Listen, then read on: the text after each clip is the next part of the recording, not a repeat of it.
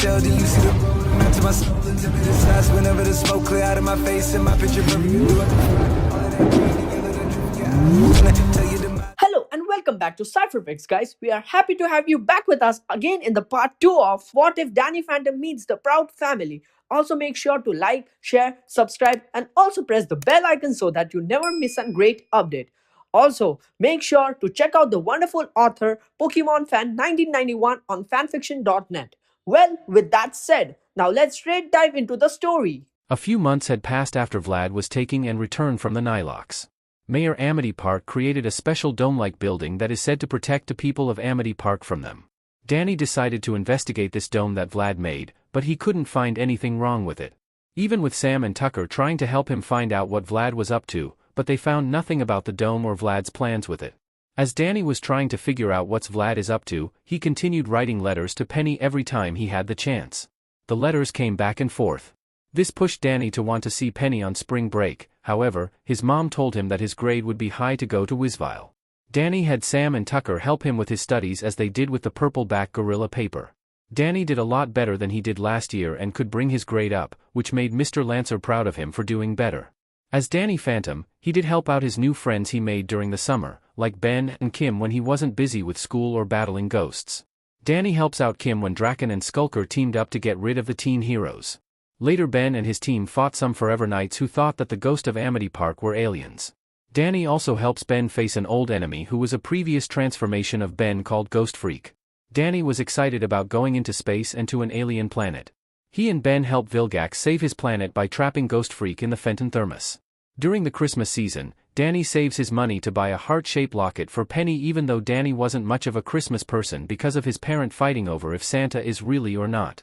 Penny got Danny a space rocket model that he wanted for a long time. He was happy that Penny bought him a model. By the time it was Valentine's Day, Danny had bought Penny some Valentine chocolate.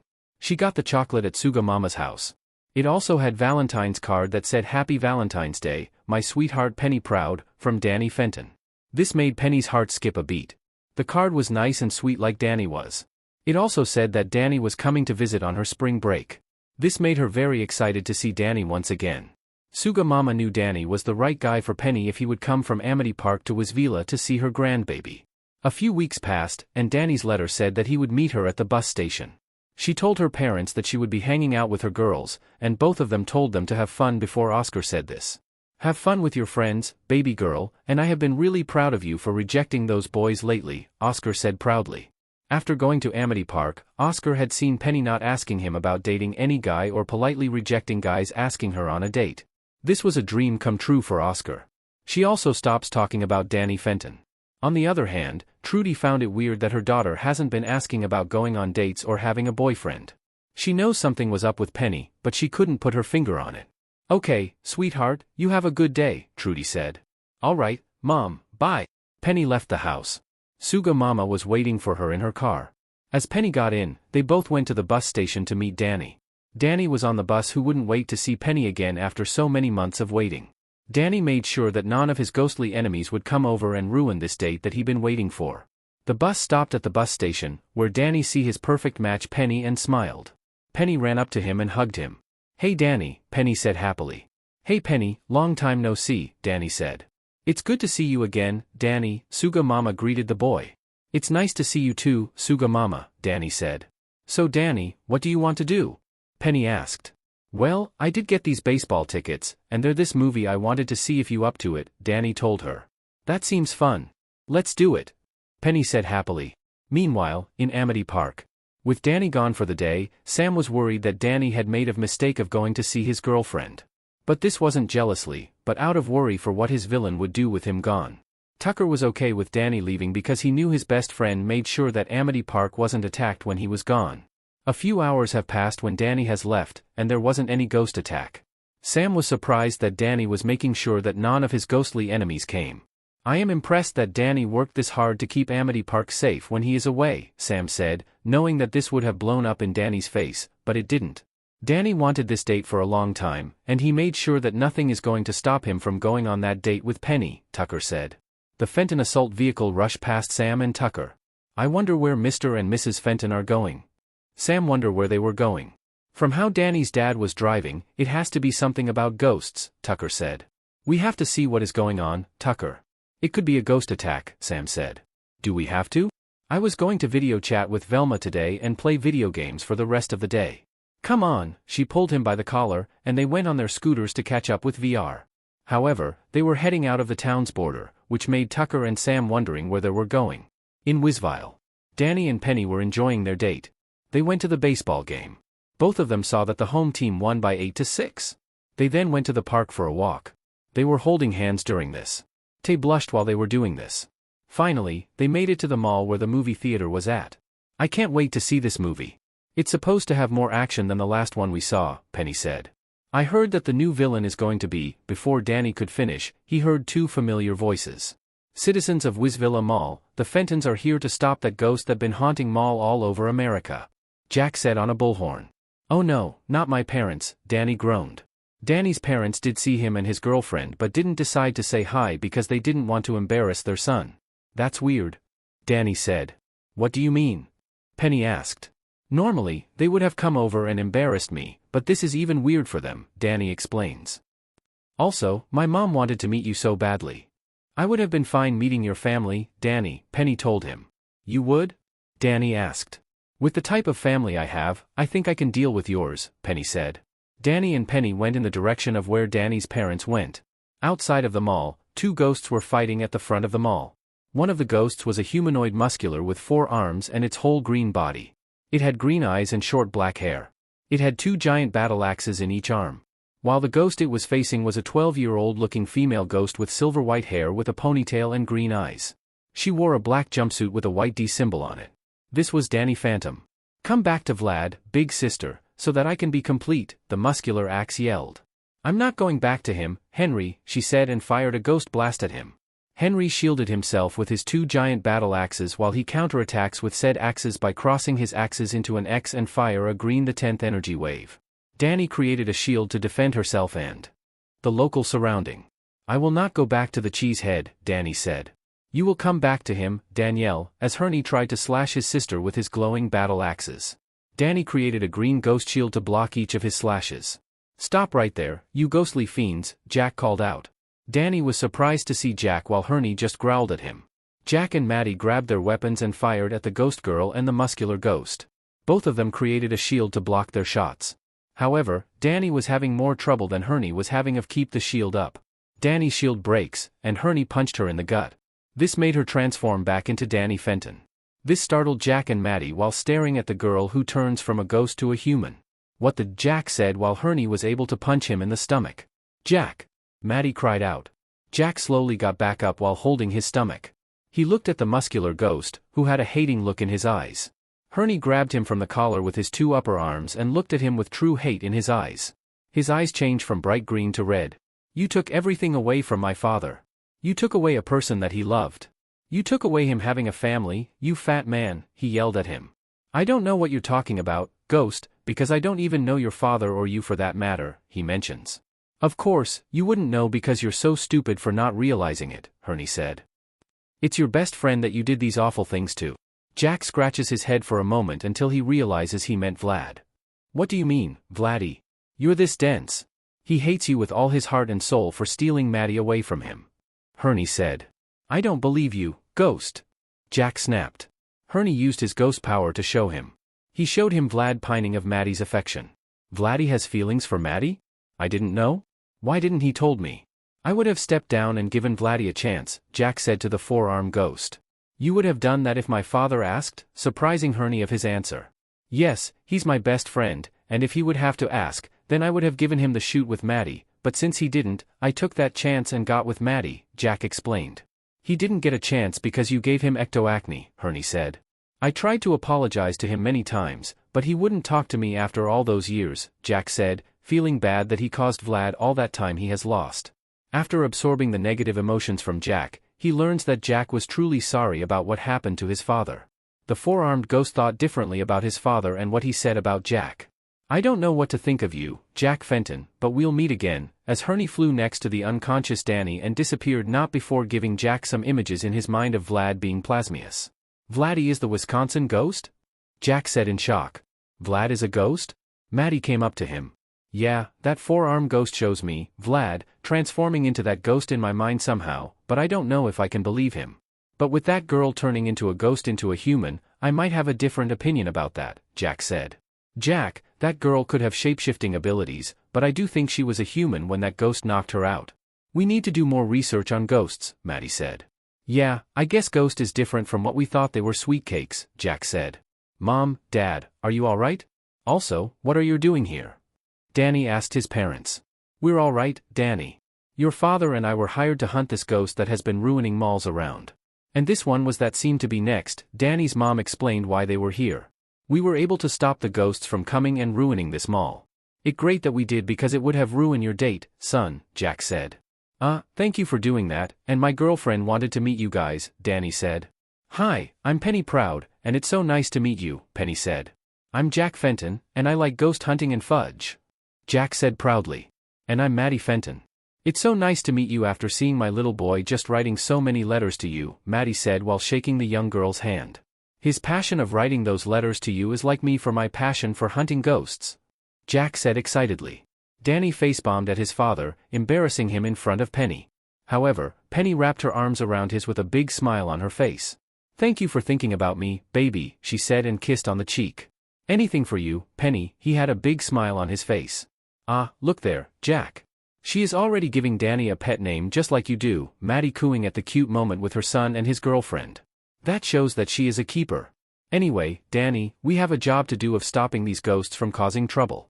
So have fun with your date with Penny. Jack said. It's nice meeting you, Penny. I hope that we get to see you again in Amity Park so that we can have lunch with your parents, Maddie said. Yeah, having lunch with my parents, Penny said nervously. So I can talk to your dad about making more proud snacks so I can fuel the Spectre speeder. Jack said. They may not be going for eating but great on fuel. Wow, I think my dad will be surprised that his snacks have some use, Penny said. Anyway, we have to capture those ghosts. We'll see you tonight, son. Jack said as he and Maddie walked to their RV. Well, that was better than I expected of meeting my family, Danny said, happy that it wasn't as bad as he thought it could have been. Danny and Penny went back to the mall to continue their date. They could not see the movie they wanted to see, so they saw a different movie. They saw a romantic movie about humans and vampires with new famous actress Jennifer Nocturne as the main character. Danny and Penny thought the story was a little bit too over-romantic, and a silly plot, but Jennifer was a good actress who made the movie a little better. Danny went to get more popcorn until he bumped into a familiar face. Kim, Danny said. Danny, Kim said. What are you doing here? They both said. I'm here on a mission to find out what has been attacking these malls across America, Kim said. So why are you at the movies? Danny asked. Well, my new boyfriend Ben and best friend Ron thought it would great to wait it out until then, she said, a little bit annoyed. So you're going on a date before finding the person who has been trashing these malls? Danny asked. Yeah, Ben wanted to go on this date with me and wanted to help out, Kim said. Kill two birds with one stone. So why are you here? I'm on a date with my girlfriend Penny, he answered. Oh, from the dating website? Kim asked him. Yeah, and she made me continue the program after a really bad date. Danny remembers the date before Penny. Wow, she must have made a good impression on you to keep going, Kim said. Yeah, Danny sighed happily. I'm happy that you found someone on the site, Kim said. Maybe one day Ben and I and you and Penny could go on a double date sometime. That great. So I hope you caught this person that trashing these malls and enjoy the rest of your date, Danny said. You too. Danny got the popcorn and left. Kim watched him and still felt those butterflies in her stomach when they first went on their date, but she shook her head. She had to be happy for Danny. He found his perfect match, and Kim has to give Ben another chance. She went back to the movie she was watching with Ben. Danny came back with the popcorn. He sat down with Penny as they continue watching the movie together. After the movie was over, Danny and Penny talked about how the movie was okay but wasn't something they would rather see again. However, they both had to say that Jennifer Nocturne's performance was the best thing about the movie. It was getting later, and Danny had to be home by 10. After leaving the movie theater, they went to Suga Mama's car for her to drive Danny to the bus stop. When they got to the bus stop, Danny and Penny looked at the eyes each other. Well, I guess this goodbye for now, Penny said. I really wished it wasn't, Danny said sadly. Both of them kiss on the lips, and after they parted, Danny went on the bus then drove away to Amity Park. Maddie and Jack made it back home after their experience with the four-armed ghost and the ghost girl. Jack was still thinking about what the ghost had shown him about Vlad being a ghost. At first, he didn't believe that humans can have ghost powers. He tried not to believe what the four-armed ghost showed him. He and Maddie didn't believe that humans can have ghost powers after a sickness that happened a few months ago. That was said that those kids gained ghost powers. Jack and Maddie thought humans couldn't gain ghost powers, but with that ghost girl turning from a ghost to a human, they changed how they thought of that theory. "I can't believe that Vladdy might be a ghost," Jack said. Meanwhile, Maddie was looking for some of their old research papers on the prototype ghost portal. She thought that this could give her answers about Vlad being a ghost when she found the old papers, read them, and saw Jack's miscalculation when he activated the proto-ghost portal. The miscalculation was that when Jack activated the proto-portal, it did not rip the hole to the ghost zone but blasted Vlad with ecto-energy that caused him to gain ectoacne and being hospitalized for a long time. "I wonder," Maddie thought. Maybe Vlad gained more than just ectoacne from that accident. To learn if this was true, Maddie had to scan Vlad if he had an ectoplasm in his body. Even though she didn't want to call Vlad after the last time she asked him for something. Maddie sighed that she would do this, but this was for Jack because she loves him and needs to know if they were the reason he had ghost powers or have ghost powers. She calls Vlad on the house phone. Meanwhile, in the deep underground basement of City Hall, Vlad was finishing the 28 clones of dannyphantom. Vlad created the clones a few months ago with his new monster dome that he made for protecting the people of Amity Park. But, unfortunately, this wasn't all that it was. No. It was for scanning Danny's DNA and a small bit of Danny's hair. Vlad could successfully clone Danny this time, but the first clone was about to turn into slime before using his new powers from his new allies, the Nicklocks, to save the clone. So he called the clone Henry. He watched number 20 Danny clone as Henry phased through the wall with Danny in his left bottom arm. "Henry, you're back?" Vlad said. "And you brought Danny. I'm so glad to see her again, and we can get to work on saving your brothers from melting." Before Vlad could get to work, his AI Maddie appeared. "Sweetheart, the phone is for you," the AI said. "Oh, butter biscuits. Who is calling me at the time of me achieving my goal of having a family?" Vlad said as he took the call. "Hello?" Vlad said. "Hey, Vlad," Maddie said. "Maddie, it's so nice to hear from you. What do you need, my dear?" Vlad asked her. "Well, I need you." Maddie tried to keep her GG to herself and not wanting Vlad to hear it, "to help me on a project that I'm working on." "But what about Jack? Why can't he help, my dear?" Vlad asked. "Well, Jack is busy, and I think you are the only one that can help me with this project I'm doing. It is like old times like we were in college," Maddie said to him. Vlad had a big smile on his face while AI Maddie rolled her eyes at Vlad's smile. "I'll be there tomorrow morning, Maddie," Vlad told her. "All right, I'll see you in the morning," Maddie said and hung up the phone. I think Maddie had finally turned around, and now maybe she is going to give me a chance to prove myself to her, Vlad said as he turns to his creations. AI Maddie didn't believe her counterpart. She thinks that her counterpart tricked her MSTR into something, but she didn't know what it was. "But first, we need to get these Danny clones the midmorph sample from Dan L here before all of that," Vlad said as he turned to Dan L to get the sample he needed. Hours passed, and Danny was screaming and howling over the pain she felt from Vlad trying to get her midmorph sample.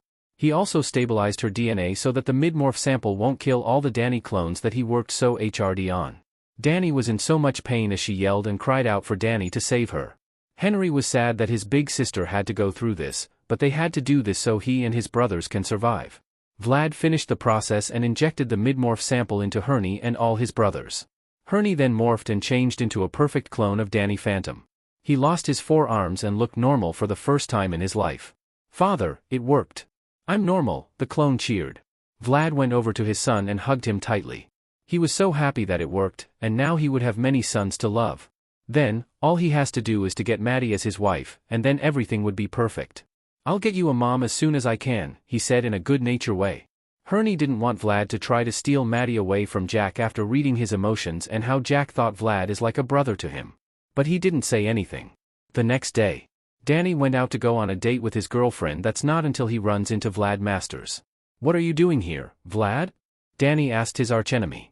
"I can't come here without that glare you always give me. I'm just here for a casual visit, and you don't have to worry about me trying to waste your father or getting together with your mother. Just go and date that daughter of that horrible snack maker," Vlad said. "How do you know that?" Danny glared at him. "I have my ways, little badger," Vlad said as he headed to the front door. Danny hoped that Vlad didn't do anything while he was gone to see Penny. He turned around one last time before walking off to the bus station.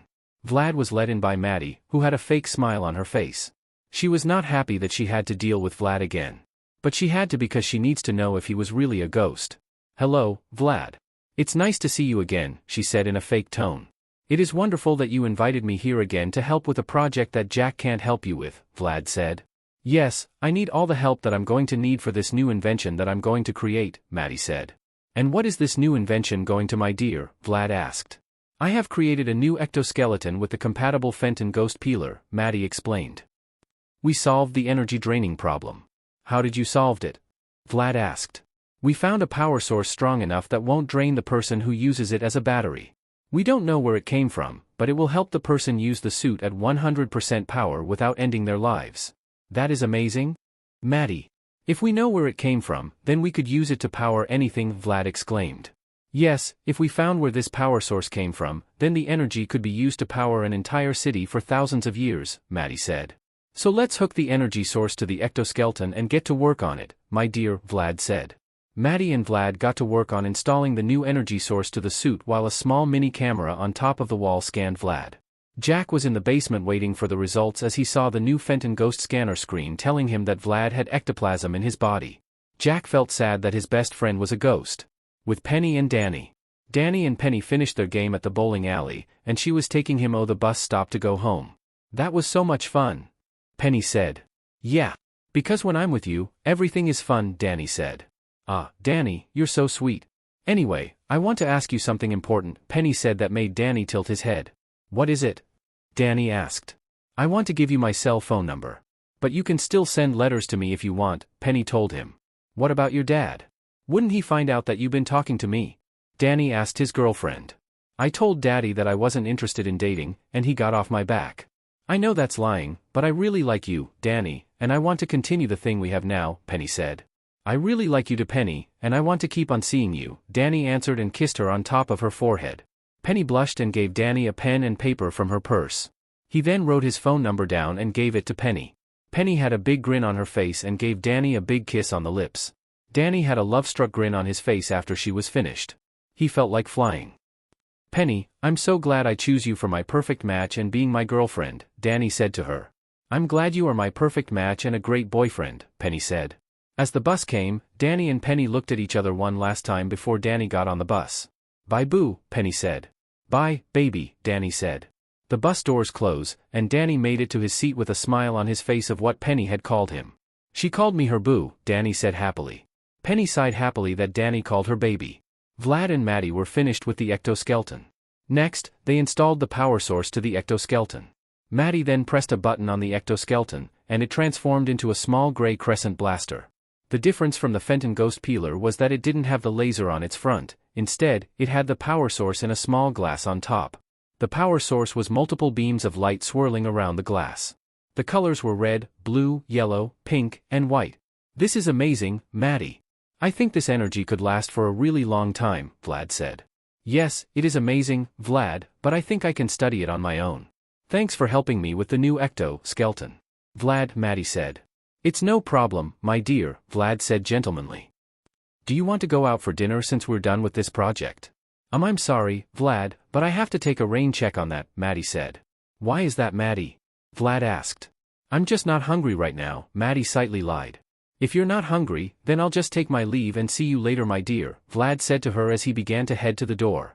"Thanks for helping me with my project," Maddie thanked him as he nodded and left. She sighed and decided to go to the basement to see if Jack scanned Vlad if he was a ghost. When she got to the basement, she saw something that she never saw before: Jack crying. Jack rarely cry, besides if he's proud of his family or when he is happy about something. "Jack?" Maddie asked her husband. "Maddie, Vladdy is a ghost, and it's my fault that he is a ghost. If I didn't press that SWCH, then Vlad and I would be still in contact with each other those past 20 years, Jack said sadly. "It's okay, Jack. We'll find a way to get rid of his ghost form, and maybe Vlad would be grateful that you are finally forgiven you." Maddie said that made him feel a little bit better.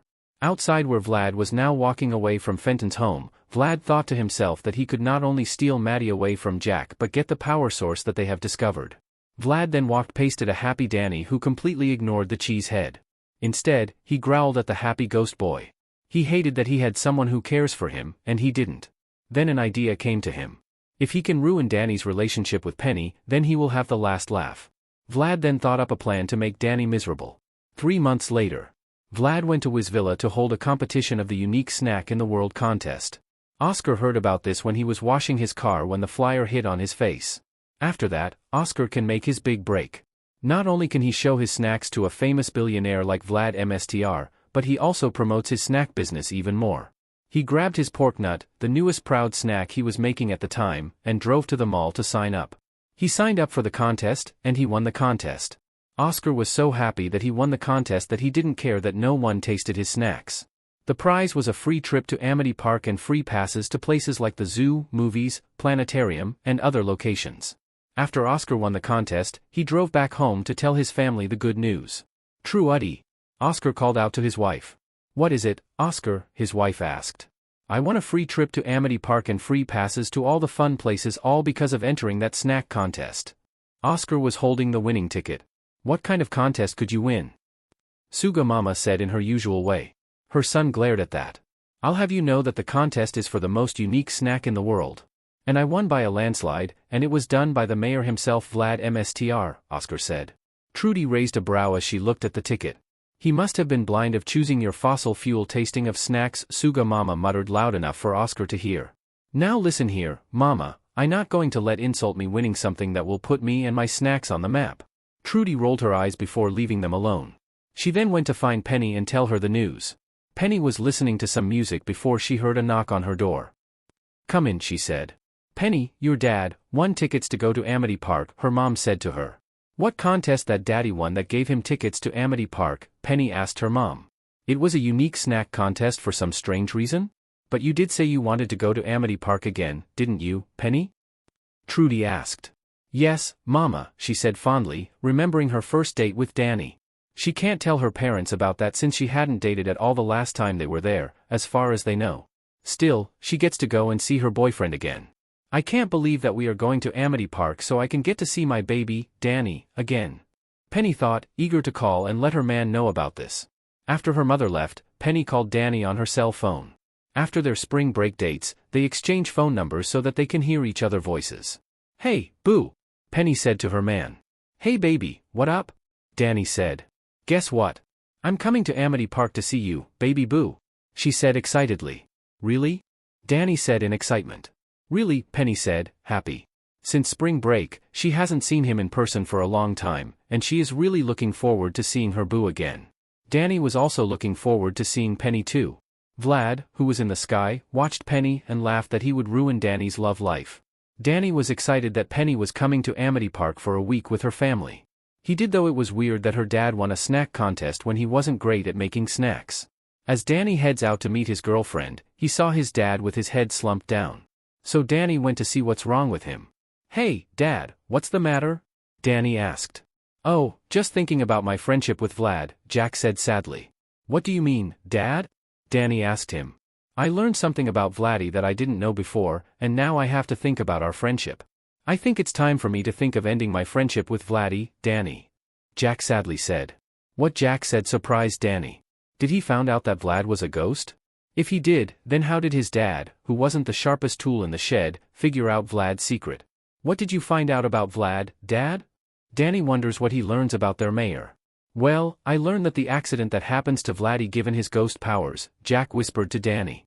Danny wonders how his dad found out about Vlad being half-ghost. "How did you find out, Dad?" Danny asked him. "Well, I didn't want to do this to Vladdy, but we used a special camera we put over the living room where it was able to scan him, where we learned that Vlad's DNA was fused with ectoplasm," Jack explained to Danny. Danny gasped.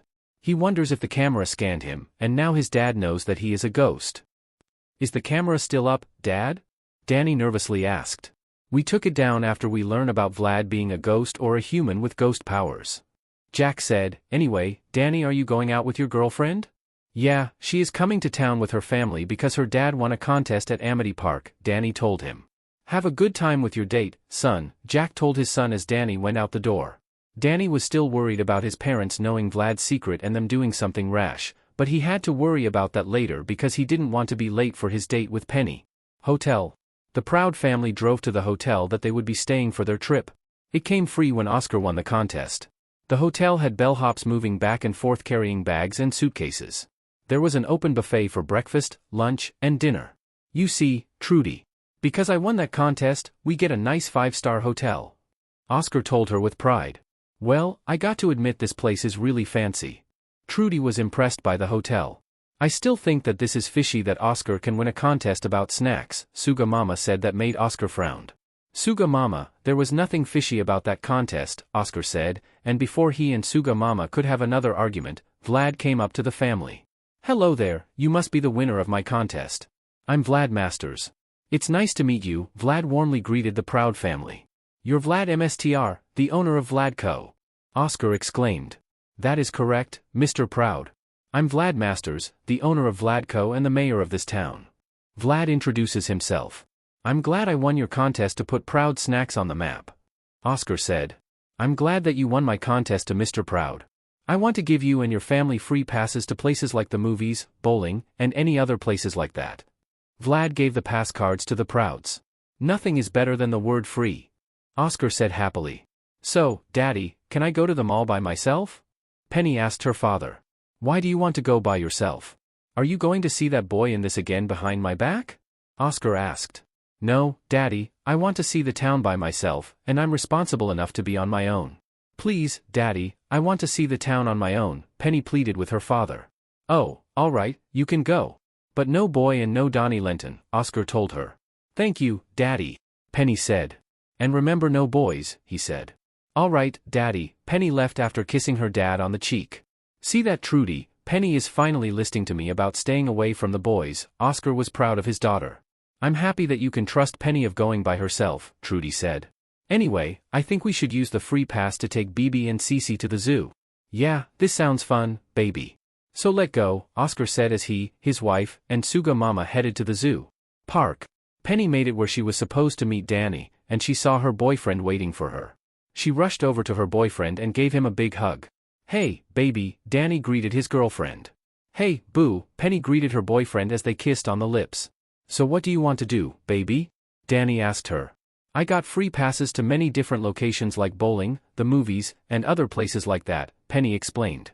Where did you get the pass from? Danny asked. I got this pass from your mayor, Vlad Masters, Penny said. Vlad? Why would he give you a free pass? Danny asked her. I told you that my daddy won a contest to get here, and this is one of the other prizes from that contest, Penny explained. Danny thought for a moment. Why would Vlad make a contest to get his girlfriend and her family here?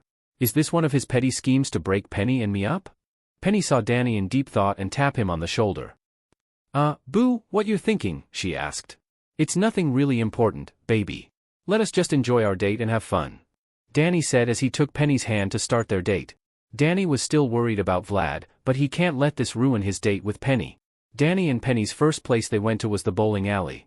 They played many rounds with each other, and when Danny got a strike, Penny kissed him on the cheek. After that, Danny and Penny went to the zoo where they saw many different animals like hippos, elephants, giraffes, monkeys, lions and tigers. Danny wanted to take Penny to the rare purple-back gorilla that he did a research paper. But, before Danny and Penny could make it to the cage, they saw Penny's parents and Suga Mama. Oh no, Daddy, Penny said. Danny saw him and knew that if he were seen with Penny, they would get in trouble and never see each other again. Danny hid behind a giant sign, and Penny hid behind the corner of the gorilla cage. Oscar or Trudy didn't see Penny and Danny because Oscar asked her to film him feeding the male purple-back gorilla. Danny was shocked that Oscar would feed him snacks that even his dad didn't eat, and his dad would eat anything. As the gorilla ate the snacks, the weird taste in his mouth made him roar, and he grabbed the snack maker by the waist into his enclosure and then beat him up for the nasty snacks. Daddy! Penny cried out. Danny saw this, and he moved a bit farther away from Penny to transform into dannyphantom to save Oscar from getting mauled by the male purple-back gorilla. He phased through the cage and grabbed Oscar by the foot, turning him intangible and getting him back to his wife, kids, and mother. Oscar, are you alright? Trudy asked her husband. I'm alright, baby, but who got me out of the gorilla cage? Oscar asked. That would be me. Dannyphantom said as Oscar turned around. Dannyphantom. Oscar yelled out. That my name, Danny said with a smile. Why did you save me? Oscar asked. Because saving people is what I do, and I didn't want you to get mauled by the gorilla, Danny answered. Thank you for saving my husband, Mr. Phantom, Trudy thanked him. It's no problem, miss. I was just doing my job protecting people. Anyway, please don't feed the animals again because it could make them very cranky, Danny joked. I'll make sure that he doesn't do that again, Dannyphantom, Trudy said. Danny nodded and floated away while turning invisible. That kid isn't as bad as the news said, Oscar said. Trudy and Suga Mama agree with Oscar that Dannyphantom wasn't like what the news has reported him as a menace. As Oscar and the other left, Danny, who landed, transformed back, and Penny came out of their hiding spots. We should get out of here, Danny. We don't want another close call like that, Penny said as Danny agreed with her. So, where do you want to go? Danny asked his girlfriend. Maybe we can go see a movie and then go to this carnival I heard that was in town, Penny recommended. Danny thought seeing a movie was a good idea, but he still had nightmares about going to the carnival because of Katie Kaboom. But since he was with Penny, he had to get over his fear of the carnival if Penny wants to go in the future. Yeah, that sounds like fun, Danny said. As Danny and Penny headed to the movie theater to enjoy a movie together, Vlad and Henry were in the sky watching over them. Father, we will break Danny's heart and break him and Penny up, Henry said. Yes, my son we will, and when Daniel falls the world, and Maddie will be mine. Also, the death of the fat oaf will be a plus, Vlad said with an evil laugh. Danny and Penny were watching the latest Jennifer Nocturne movie. They laughed at how overdramatic it was. Danny then remembered a mission he was on with Ben, where he met Jennifer Nocturne. I can't believe my buddy Ben met Jennifer Nocturne last month, Danny said. Ben? Like in Ben Tennyson? Penny asked. Yeah, I know him because I dated his cousin during the dating service last year, Danny explained. Well, Ben was my fourth date during the dating service, Penny said. Small world, Danny said. Yes, it is a small world, Penny said. Danny and Penny watched the movie until it ended, and then they headed to the carnival. Carnival. Danny was nervous about the carnival because his last visit was because of Katie Kaboom, but with Penny with him, he swallowed those fears and went with her to the carnival. The first ride they went on was the roller coaster. Danny enjoyed the ride with Penny as they went through loops and high drops. The second ride was the boot swing. The couple also enjoyed this ride together as it swung them back and forth like a pendulum. Danny won a plush elephant for Penny when he won the ring toss. The final ride that Penny wants to go on with Danny. It was the Tunnel of Love. Danny felt horrible about getting into the tunnel with Katie, but one look at Penny's big brown eyes convinced him to swallow his fear and go there to make out with Penny. Unfortunately, Danny and Penny are being followed by Penny's family, who Vlad and Herney overshadow. Vlad hopes that when he and Herney leave Penny's family, Oscar's freak out about Penny dating Danny will be enough to complete his MSTR plan. As Vlad and Henry left Penny's family bodies, the family rubbed their heads and wondered what they were doing there. Oscar looked at the boat that came out of the Tunnel of Love, and Penny and the boy from the last time they came here were kissing each other. Penny! Oscar yelled and had the couple turn around from the scream. Daddy? Penny said, surprised to see her dad and mom. What are you doing with that boy again? Oscar asked angrily. She didn't do it, before Danny could lie, Penny stopped him. No, Daddy. I'm going on a date with him because he is my boyfriend, Penny said. Her parents were shocked that Penny had lied to them about not having a boyfriend. How could you lie to us, Penny? Trudy asked her daughter. I only lied to you because Daddy wouldn't accept Danny, Penny told her mom. You shouldn't have lied to us, and now you are grounded for a year. You will never see this boy again, and we are ending our vacation early. Oscar said. But Daddy, Danny is a really nice guy and would never do anything to hurt me. So please just give him a chance. Penny begged her father. No way, Penny. I'm not going to trust this boy. I told you 100 times, no boy, and what do? You date the guy I told you not to date behind my back. You'll never see Donnie Lenton again. Now let go. We have a long trip back home. Oscar dragged his daughter away from Danny. Daddy, it's Danny Fenton, not Donnie Lenton. She corrected her father. His name can be Mud for all I care, Oscar said as he took Penny's hand and left the carnival. Danny. Penny tried to get out of her father's grip but could not. Danny tried to catch up with Oscar, but he tripped and fell on his face. Danny tries to get back on his feet before Penny and her family leave, but he can't catch up with them. No! Danny yelled. Danny couldn't believe Penny would stand up to her father like that. Last time, it was he who protected her, but now it was Penny who protected him. The ghost boy felt touched that Penny would do that for him. Oh, poor Daniel. Losing your girlfriend, having the father forbidding you to see her again, and I get to see it all unfold. Vlad had a big smile on his face. Vlad, I know you had something to do with this since Penny told me that you gave her a free pass to Amity Park and gave her father the win of a contest for his bad snacks. Danny frowned at the mayor of Amity Park. Well, I wanted to because I wanted to make you miserable, Vlad said as he gave the Halfa an evil smirk. Danny's eyes turned blue to green as he growled at the mayor. "Oh, there is that famous temper of your little badger." Vlad grinned at Danny. Danny took a deep breath and began to walk away from Vlad. "Where are you going, little badger?" Vlad asked. "I'm going home to make sure that I don't do anything I regret." Danny walked away from Vlad, and the town's mayor smirked in triumph. Danny found a place to transform and flew back home. He was so upset that Vlad used his girlfriend's family to ruin his date that he was unsure if he could see Penny ever again. Meanwhile, Penny was crying about her dad forbidding her from seeing Danny again. She wiped the tears from her eyes and wanted to see Danny again before leaving. She looked over to her parents, who were busy packing their things. Penny snuck out of the room and raced out of the hotel as fast as she could. Luckily, the hotel was 5 or 6 blocks from where Danny lived. She ran as fast as she could to get to Fenton's work and see her boo one last time before leaving. Penny finally made it to Fenton's works, breathing heavily as she tried to regain her breath. She rang the doorbell, and Danny came to the door. "Penny?" Danny said. "Hey, Danny. The hotel I was staying at was a few blocks from here, and I decided to come here to talk to you." Penny explained. "Can I come in?" "Of course you can come in, Penny." Danny let her in the house. "So, where are your parents?" Penny asked. "They are after a low-level ghost. They will be back in an hour or so," Danny explained. "All right, anyway, I want to tell you something before going home," Penny said. "What is it?" Danny asked. "I don't care what my daddy said. I love you, and when I move out of his house, we can date without anyone bothering us," Penny said, which surprised Danny. "What did you just say?" Danny asked, wanting to repeat what she had just said. "I love you, dannyphantom. When we went to the tunnel of love, I felt a stronger connection than any other boy I met. You're sweet and kind and the best boyfriend. You took the blame for me when we first met, and that was the sweetest thing a guy had ever done for me," Penny said to him. "I feel the same way that you feel, Penny. I felt a strong connection when we were together, Penny. You are smart, appealing, and awesome, and I love you too. I want to make this relationship work." Danny confessed his feelings. "I also want to tell you something I wanted to tell you for a while." "What is that, boo?" Penny asked. Danny then transformed into dannyphantom in front of Penny. It shocked her that her boyfriend was a superhero. As Danny floated in the air, Penny tried to calm herself about what had just happened. "Why did you never tell me you were the dannyphantom?" Penny asked him. "I was afraid that you would reject me because I think other people would reject me if they knew who I am," Danny explained to her. Penny was shocked that Danny would think that way about himself if people found out he was a superhero. "Well, I accept you for who you are, Danny."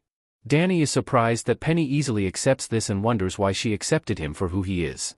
"I researched dannyphantom after he saved me from the shark monster thing. Even though he did bad things in the past, he showed that he wasn't a bad guy by saving people," Penny explained. Danny was happy that Penny, his perfect match and girlfriend, accepted him for who he was. Both he and Penny kissed on the lips. "Penny, I promise that we'll get through this no matter what gets in our way," Danny said. Penny nodded and was about to kiss again before a loud car horn blasted the air. Penny and Danny went to see who was honking the horn. It was Penny's dad, and he was in the car with his wife and Suga Mama. "Daddy?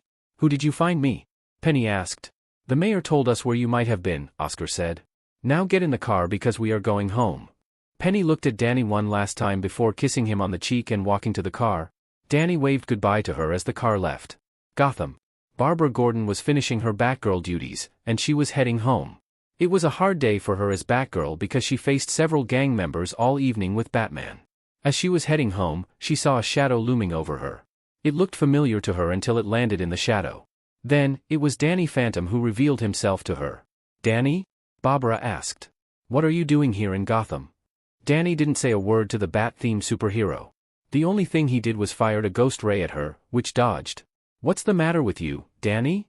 Barbara asked Danny. Danny didn't say anything and continued to fire ghost ray at Barbara. Barbara dodges the ghost rays until Danny fires a ghost ray at a mirror that ricochets multiple times until it hits Barbara in the back. The ghost ray wasn't powerful, but it was enough to knock her out. Danny carried her around fireman style and flew off. Metropolis. Supergirl was heading home after facing Livewire and Parasite. She was slightly drained from Parasite, absorbing her strength, but she could still beat both villains. Kara was almost home, but a familiar sight stopped her. "Danny?"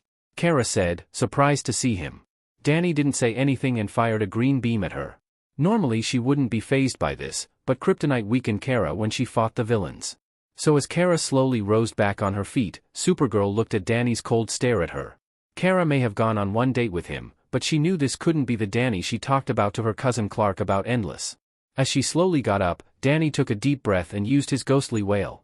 She was pushed back by the sonic waves, and her head was hurting because of the sound. The attack made Kara slam into a brick wall and knocking her out in the process. Target acquired, Danny said as he carried the girl of steel away. Clark Kent, who was in his apartment, came out to hear what that noise was. So he came out to investigate the noise as Superman and saw the ghost boy taking Kara away. Superman tried to catch up, but Danny turned invisible and intangible to avoid the Man of Steel. This isn't good, Superman said as he decided to go to the watchtower to find Danny Phantom. New York. Two Danny Phantoms were carrying April O'Neil and Felicia Hardy over the shoulder. The Danny that was carrying Felicia had 3 lipstick marks on his face and 1 on his lips. 2 more Danny Phantoms were fighting Kitty Pryde and Katie Kaboom. Kitty was wondering why Danny was fighting them? "Danny, what is wrong with you?" Kitty asked him. Danny didn't answer and kept on attacking her. The other Danny was struggling against Katie Kaboom's monster form. As a result, all of Danny's attacks bounced off her. Katie then hit Danny with a monstrous punch that sent him flying. The punch causes Danny to turn back into a human.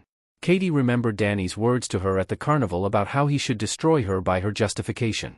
"No wonder he hates me," Katie thought, powering down too heartbroken to stay angry. I'm sorry, I'm sore." Before she could continue that second, Danny Phantom chopped her on the neck, knocking her out. Kitty tried to help Katie, but a chop also knocked her out to the neck. This Danny was the one who was holding April O'Neil that knocked Kitty out. Tokyo. Danny fought off the Sailor Guardians to capture Sailor Jupiter, with Sailor Venus falling head over heel for Danny Phantom. She was also caught trying to save Sailor Jupiter. Beverly Hills. Nothing better was shopping in Beverly Hills after a long mission. Alex, Sam and Clover had just gotten back from Madrid, where Hydra was using VR goggles to brainwash the teenagers into agents. Even Alex had briefly fallen under the evil organization's control, though Clover and Sam were quick to save her and the other teens, destroying the brainwashing machine. Now the 3 of them were working out their credit cards.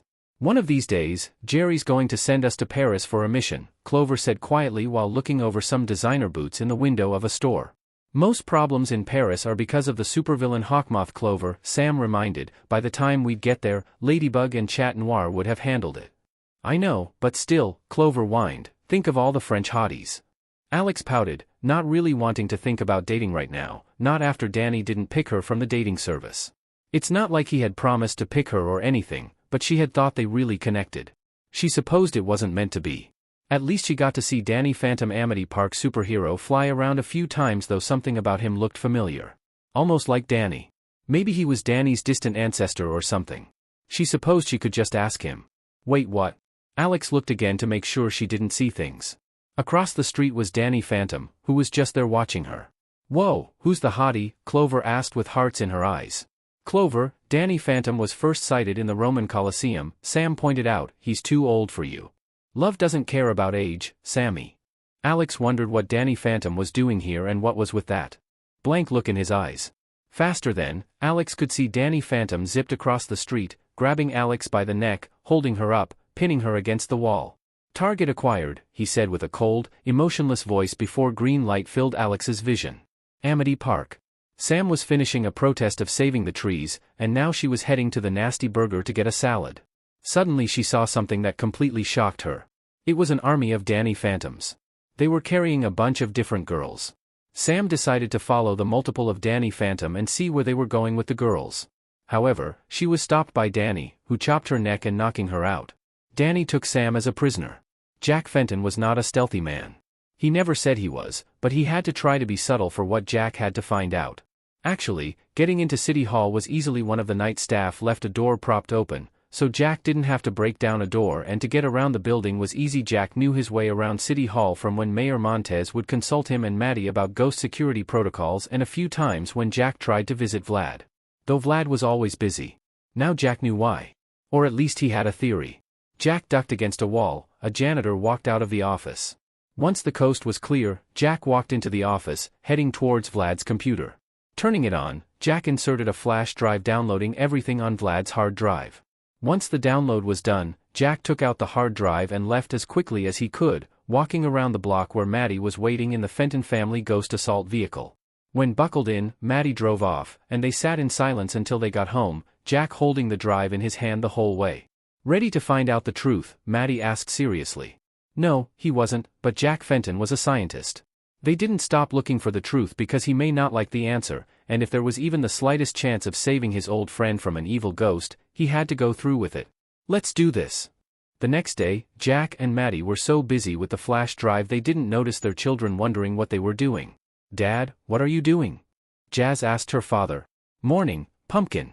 Your mom and I are doing some amazing work on the ghosts, Jack told his daughter. What kind of work? Jazz asked. Just amazing work, nothing you should be concerned about, honey, Maddie said. Okay then, Jazz said as she went outside. Danny somewhat knew what his parents might be doing because of learning of Vlad being half-ghost. However, he hoped that his mom and dad could deal with Vlad independently without his help. So he decided to go to Nasty Burger to hang out with Sam and Tucker. Nasty Burger. Danny was sitting across from Tucker alone in their usual booth at the Nasty Burger eating lunch. Sam wasn't with them either. She got the summer flu, or something came up. So you and Penny are out in the open now, Tucker said, taking a bite of his burger. Think her dad is going to be like that Phantom dude. Danny shook his head. Oscar proud, while overprotective of Penny and her dating but still was the farthest thing possible, the guy's all bark and no bite, not like Fanty's dad. Danny didn't know what kind of guy was Fanty's perfect match, but whoever he was, Danny hoped he was tough enough to handle whatever that short-tempered creep in a trench coat. Danny's phone rang before he could take a bite. Danny raised an eyebrow at the number before he answered it. Hi, Mrs. Manson. Danny frowned, hearing Sam's grandma's worried question. No, I haven't seen Sam today. She's not at home. Yes, I'll call you if I see her. Danny hung up the phone looking at Tucker. Sam's not at home. Did she mention anything happening? Tucker shook his head. No, there's no big protest she mentioned and nothing at the Skulk and Lurk. Danny was starting to get worried that a ghost might be involved in this, like Prince Aragon kidnapping Sam to be his bride again, or Walker tries to use her as live bait to catch him, or some other ghost with an axe to grind with Sam. Tucker pulled out his PDA to try and track their goth friend when he got an alert. A dude. You need to see this. Danny leaned over to look at the PDA and frowned at the news article playing. This isn't possible, Danny thought, horrified. They're playing footage of Danny in Gotham, Metropolis, New York, Beverly Hills, and Tokyo on the screen. There was footage of Danny Phantom with an unconscious girl over his shoulder, fireman style, in every clip. Girls that he recognized from last summer. Beside a girl with long blonde hair and blue eyes which the Danny was carrying alongside Lita. Someone somehow not only was impersonating him but were abducting every girl that Danny was in contact with. Including some girls that not just anyone could beat in a fight like Kara Musa and Katie. How was this fake able to beat her? I don't know. Oh no. Danny rushed out of the Nasty Burger, finding an alley he transformed, flying at top speed. Danny's phone rang. Danny, are you okay? Tucker asked. All of the abducted girls that were kidnapped were girls I met last summer, Danny explained frantically. That means Penny is on that list. Listen, Tucker, could you go to Kim Possible.com? What, why? Tucker asked. Wait, you dated Kim Possible. Priorities, Tucker, Danny snapped. Go to her website, warn her that she's in danger. I'm going to warn the rest of the girls who will give me the benefit of the doubt. Down below him, Danny saw a sign welcoming him to Arizona. Danny was almost there. Danny couldn't do anything for girls like Jen, Violet, or Wendy who didn't know his identity other than sending a warning to the cops that they were in danger. Do you think Sam was kidnapped too? Tucker asked, sounding worried. Danny had been thinking the same thing. I hope not, but one of the girls who was kidnapped is Katie Kaboom, and she shrugged off my ghostly wail like it was nothing. And another one of them was Supergirl, who definitely could beat him in a fight. Danny was in California now, and he had to keep going. He was almost to Wisville. Hang on, Penny, I'm coming. Danny was almost there. He would reach Penny, he would protect her from whatever was kidnapping his past blind dates. Phantom, an angry voice shouted. Danny had a bad feeling about that voice. Clockwork, please don't let that be who I think it is, Danny thought, terrified that he wasn't about to see who he thought he was going to see. Danny turned around, and floating with the sun behind him, his arms crossed, a furious scowl on his face, was the Man of Steel. Yeah, I've got no luck, Danny thought, horrified. Tell me where Supergirl and the other abducted girls are, Superman ordered. Now. Danny gulped. Listen, Superman, I know how this looks, but I'm not behind this. Superman didn't seem to believe him, flying fast enough to make a sonic boom. The Man of Steel closed the distance between them, punching him in the face. Danny flew back, buildings moving past him in a blur. Finally, he crashed through a billboard for a Wizard Kelly hotel. Danny rubbed his sore jaw. That punch had felt like something from Pariah Dark's mace. There was a reason why people said this guy was the best of the best. Surrender now, Phantom, you're outnumbered, Superman said, appearing over him still looking ticked off. Outnumbered? Outmatched maybe but not outnumbered. Then Danny heard a mechanical hum, and his already bad luck got worse when a green repulsor blast flew at him. Danny barely got a shield up in time to block it. Hovering nearby was one of the leaders of the Avengers, Iron Man. You know, props to you kid, ticking off Big Blue, Iron Man quipped, holding up a hand. Now why don't you be a good kid and tell us where the girls are? The only thought going through Danny's mind right now was that he was toast. Look, I'm trying to tell you it's not me. Someone's framing me, Danny tried to explain. Aha, someone who is a 100% genetic match for you, Iron Man asked sarcastically. Not even identical twins have DNA that much in common. Wait, a 100% genetic match. Danny knew who was behind this. Vlad was doing clones again. But how did he get his midmorph DNA? Unless it wasn't his DNA. Danny thought, worried. Now he just needed to get out of here alive. Superman flew at him again, throwing a punch. Danny turned intangible, not going to risk getting hit by that again, flying up to get more altitude. Iron Man fired missiles at him. Danny would have laughed that this wouldn't work while intangible, but the missiles exploded, hitting him. You like the toys? Iron Man asked. I made this armor after the ghost of Napoleon tried to use my body to take over the world. Great Tony Stark had anti-ghost gear. This couldn't get any worse. Superman grabbed him from behind, holding his arms against his side. Last chance to surrender, son, tell us where the girls are. Superman squeezed harder, or I might just stop holding back. Wait, he was holding back. It was taking all of his willpower not to power down. Iron Man flew up to him, putting a finger up to his helmet. Keep your tights on, Big Blue. Once I hack into his system, we'll know where the girls are. Well, goodbye, secret identity. The lights on Iron Man's armor flickered for a second, and he started to lose altitude. You okay, dude? Danny asked, sounding worried. Tony, Superman asked, also sounding worried. Phantom's got a virus in his system. It's messing with my thrusters, Iron Man said before his boots shut down and he began falling to the ground. Superman let him go flying down.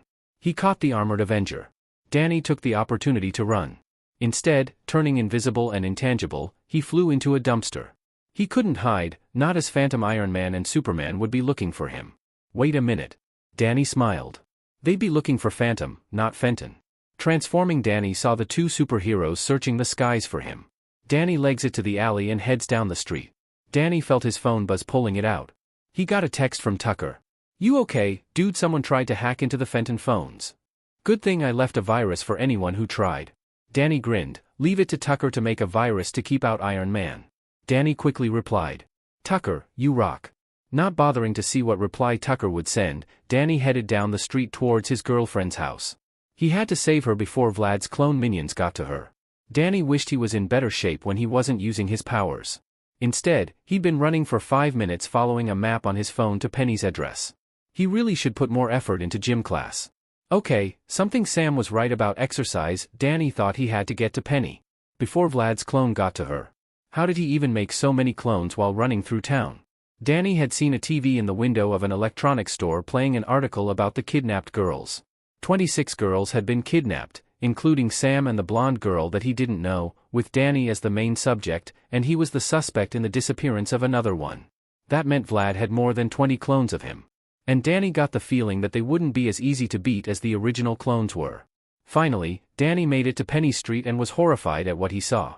There was a giant hole where the front door should be. Stepping out of the hole holding his girlfriend bridal style was another version of him. Where the heck were Superman and Iron Man? Sure, the virus may have kept Iron Man busy, but where was Superman? Get your hands off of her, Danny yelled, not caring if the other superheroes saw him. He went ghost and flew at the other him. The other him looked with an almost guilty look in his eye as he brought up one of his hands, sending a wave of green power flying at Danny, sending him flying back. He crashed into a car. Danny tried to stand up and fight, but he was too weak from flying here, and his butt kicking got from Superman and Iron Man. I'm sorry, brother, the other him said, but I must follow my father's will, he said before turning green energy. He vanished, taking Penny with him. No, Danny yelled, trying to stand back on his feet but ending up falling over. He failed. Penny, Danny said pitifully, slamming his fist against the street. Sam slowly woke up from being knocked out by the fake dannyphantom. She looked around and noticed that she was trapped in a cage. What going on? She asked as she saw Vlad, who was floating around and looking at the other cages. Vlad smiled. His plan was coming together masterfully. His clone children had so far acquired 24 of Daniel's blind dates from over the past summer along with Mississippi Manson, who, while Daniel was still blind to her romantic feelings towards him, she still had her use as leverage against the little badger. Perhaps Vlad could even get her allegiance. She'd be a much more valuable pawn than Valerie. It seemed that his mindless pawns would not track down the remaining 6 of Daniel's past dates. A Miss Phantasma and Spectra, no digital footprint for him to track down. Kim Possible was on a mission somewhere in Sokovia, and the pawn he had sent to retrieve her had never returned. The same could be said for a Mississippi Tennyson, the cousin of Ultimatrix bearer Ben Tennyson and granddaughter of Max Tennyson. A living legend who Vlad knew better than to underestimate. Then there were 2 others, a young lady from Dimsdale who had been reported missing some weeks ago with some false evidence and one of his clones being sighted in Dimsdale. The authorities in Dimsdale would be sure to connect the little badger to the girl's tragic disappearance. Then there was Mississippi Lincoln, one of Benedict Uno's turned agents and the one girl from what he heard from that imbecile Jack had walked out on in the middle of the date. Vlad could agree with the little badger. Mississippi Lincoln, from her psychological profile, was ambitious and opportunistic. She would gladly betray any organization if it meant more power for herself. From what his contacts informed him, Mississippi Lincoln was already incarcerated, and Vlad dared not retrieve her. Abigail Lincoln, like Max Tennyson, was a dangerous opponent and notoriously loyal to her loved ones. Even her enemies. Perhaps when Daniel was dealt with then, he would dispose of the 2 living legends before they had the chance to become his enemies. With Danny. Danny had transformed and went to the skies again to find his clone who captured his girlfriend. But, as he looked around, he was stopped again by Superman and really annoyed Iron Man. "I didn't like that virus you sent to my system, kid," Iron Man said. "I'm sorry about that, Iron Man, but I need to go save my girlfriend from my clone and my cheesehead archenemy Vlad Plasmius," Danny told the Iron Avenger. "Vlad Plasmius?" Iron Man said. "Is he named after Vlad the Impaler or a vampire?" "He's half ghost. Like I am," Danny said. "He and I are half human and half ghost because of an accident from a ghost portal that gave us ghost powers. Vlad had his powers for 20 years, and he misused his power to either get what he wants or harm people," Danny explained without telling Vlad's identity. "Thank you for the information, Phantom. The Justice League and the Avenger will help you defeat Vlad and clear your name," Superman told him. "And maybe you can either join Ether Team as a junior member," Iron Man added. "That's so awesome." Danny's eyes gleamed of joining Ether Team. Before telling Danny anything else, their team called Superman and Iron Man because monsters were attacking their city, respectively. "It seems that we needed sorry, kid. I hope you can save your girlfriend and the other girl," Iron Man said as he sped off. "I hope you can save them, and I'm sorry for punching you in the face," Superman apologized and flew off. Danny sighed that he wouldn't have backup from the Man of Steel or the Iron Avenger. So he flew back to Amity Park even though he was completely healed from his clone blasting him. With Sam. Sam was pacing up and down, trying to think of a way to get out of here and stop Vlad from whatever crazy plan he has cooked up. She still wasn't sure why Vlad had gone after her or any of the other girls she had seen a clone carry past her cell. Because, of course, they were clones. The day Danny willingly worked with Vlad was the day after the end of the world. So not going to happen. How did he make so many clones though? Danny told her and Tucker that to stabilize his clones, Vlad needed his midmorph DNA. And if Vlad didn't get it from Danny, then that probably meant Danny was here too. One more person to rescue. She just needed to figure out how to get herself out of here first. Sam pulled out of her thoughts when her cell opened. One of the clones walked in with an unconscious Penny Proud in his arms. Okay, now Sam understood who all those other girls were.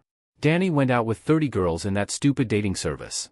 Danny had mentioned how 28 of them wanted a second date while one was a kid hitter and the other was just as awful. Counting Penny, Sam had seen 26 girls. Sam watched the clone lay Penny down gently on the floor. "Hey, you're one of the ones with a brain, right?" Sam asked. She had seen this one and another not act like mindless drones, but there might be others.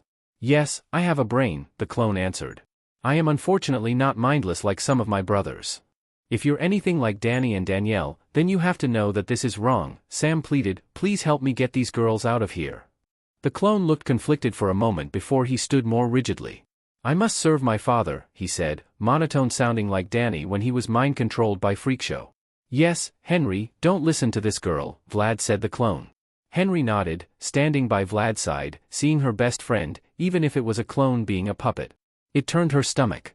"What's the game here, Vlad?" Sam asked. "Use your mindless clones to kidnap Danny's blind dates. Make him public enemy number 1. It didn't work when Walker did. It won't work now." Vlad smirked arrogantly. I can assure you, Mississippi Manson, my plan is nothing like that rule-obsessed buffoon. When I'm done, the world shall not only hate dannyphantom but kneel before Vlad Plasmius. Vlad reached behind him and tossed something into the cell. It was a silver blaster with purple accents, but that doesn't mean you can't have some power of your own, Vlad said. Join me, and you can have everything you ever could longing, or you can continue to be an undesirable girl that no one will ever love. Sam frowned. All you have to do, Samantha, is take that blaster and destroy Daniel's so-called perfect match. If not, I'm sure I can come up with a suitable punishment for how you were a thorn in my side, leave you to rot in this cell, perhaps. I'll give you as a gift to Prince Aragon to secure an alliance or see if your genetics could withstand the exposure of ectoplasm necessary to become like Daniel and me. Vlad's eyes glowed a deep red as he listed every way he could punish Sam. You could be a valuable ally, Samantha, but the choice is yours. Henry will be by later to hear your answer. Vlad and Henry walked off without Vlad nearby. Henry actually looked apologetic before he walked off. Sam sat alone, looking at the blaster. It could be so easy just to take the blaster and... No, what was wrong with her? No, Sam would never do that to someone just to be in a relationship with Danny with any guy. Sam kicked the blaster away. The gun crashed against the wall. Girl, I'm not going to lie. I know people who'd probably blast me, Penny said, standing up slowly. How long were you awake? Sam asked. I woke up at rule-obsessed buffoon, Penny answered. So you like Danny?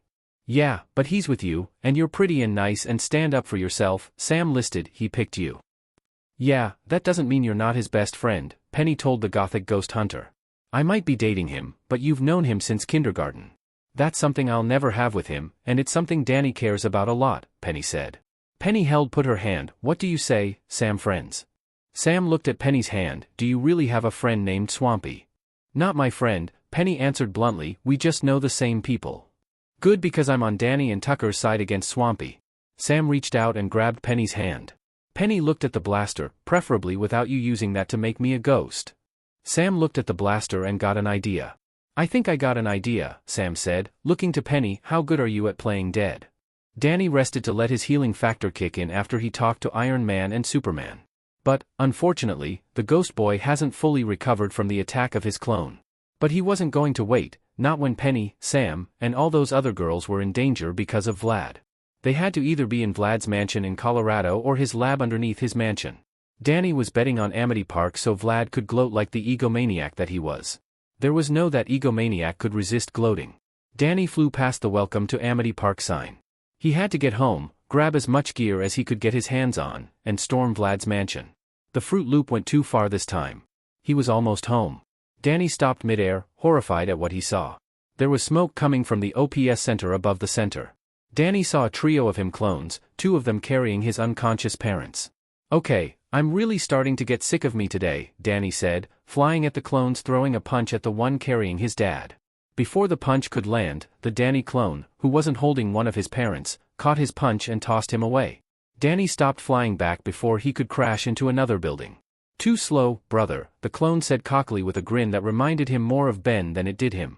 Danny wasn't in the mood to make witty banter. Rushing forward, his eyes glowing green, he fired blast after blast. The clone batted away the blasts. While the clone was distracted, Danny punched the clone in the gut, knocking the wind out of him. The clone bent over, holding his stomach. Danny brought his leg up, kicking the clone, sending him flying back. He quickly recovered, looking to the other 2 clones who were floating still. Holding on to Danny's parents, return to home, I'll hold him off, he told them, sounding like he actually cared. An upgrade from the last batch of Vlad's clones. The clone turned back, smiling cockily. We didn't introduce ourselves earlier. I picked the name Buzz after Buzz Aldrin. I don't care if you're named after Buzz Lightyear. You're going to regret going after my parents, Danny replies angrily. His eyes glow blue as he fires a blast of ice, trapping Buzz in ice. While he's stuck, Danny could go after the other 2. The chunk of ice holding Buzz began to glow green before it shattered. Buzz flew out, covered from head to toe in green flames like a ghostly human torch. Hey, how can he do that when Danny can't? Before Danny can react, Buzz unleashes a wave of green fire, sending Danny crashing into an alleyway powered down. When Danny ran out of the alley, all he saw were flaming letters. Better luck next time, brother, Buzz. Danny growled. Frustrated, Danny felt his phone buzz, getting a text from Jazz, Tucker and Ben. Wait, why was Ben texting him? Oh right, Danny had a blind date with Gwen. So, of course, he'd be trying to get in contact with him. All 3 texts told him the same thing. To meet at Tucker's house. Danny arrived quickly phasing into Tucker's room to find a few things out of the ordinary. Kim Possible, Gwen Tennyson, two of his blind dates, Kim's boyfriend Ben, and Gwen's maybe boyfriend/teammate Kevin were here too. There was some kind of armor on Tucker's bed. It kind of looked like the ectoskeleton but more streamlined and more advanced looking. Danny remembered his parents were working on something like that. Finally tied to a chair with a specter deflector around his waist was one of his clones. Danny nodded to his sister Ben and the others walking over to Kim. Mississippi Possible, it's good to see you again, trying to play cool since she didn't know his secret identity. You can save the acting Danny, Kim told him, pointing to the restrained clone he changed back when we were in Sokovia. Oh well, that made sense. Plus, we're in Tucker's house, Jazz reminded Danny. Oh right, that made sense. Danny walked over to the clone. Do you understand me? Danny didn't know if this one was mindless like clones from Danny's generation of clones or if he had a personality like Buzz. He nodded, then shook his head, making Danny confused. Danny looked over to Kim. I'm confused. He's definitely smart, Kim explained, rubbing a sore spot on her arm, but I don't think he can talk. The clone nodded, looking to a notebook on Tucker's desk. Danny walked over and grabbed it along with a pencil. If you try to escape, the specter deflector will shock you, Danny reminded, untying the clone's right hand. The clone took the notepad, and the pencil wrote out a quick sentence. Yes, I can understand you. But, no, I can't speak though I have a higher consciousness, unlike the majority of my brothers. My father is ashamed of me for being mute. Reading this, Jazz scowled, typical Vlad. No offense, dude, but this clone sounds smarter than you, Ben said. I mean higher consciousness majority of my brothers, it sounds like words Brainstorm would use. Well, my parents are geniuses, guess he got those genes, Danny explained. Okay, do you have a name like Buzz? The clone nodded. Buzz and Henry have taken names for ourselves. I took the moniker, Luke. Okay, Luke, where are your brothers and the girls they've taken? Gwen asked. Luke looked to Gwen, and then he looked to Kim. He looked guilty before he wrote out another sentence. All targets are contained within the laboratory beneath my father's abode, he wrote, including the kind blonde from Japan who one of my mindless brothers took as collateral along with Makoto Kino. I figured the cheesehead wouldn't care if someone who was a bystander got in the way. Luke wrote something else. I apologize. I know what we're doing is wrong, but we cannot disobey our father. Danny figured, thanks for the help, he told Luke, chopping him on the neck, knocking him out. That seemed extra, Gwen said. Kevin shrugged. Dude literally said or well wrote that he can't disobey the guy who made him. So it's smart to knock him out so he can't cause trouble.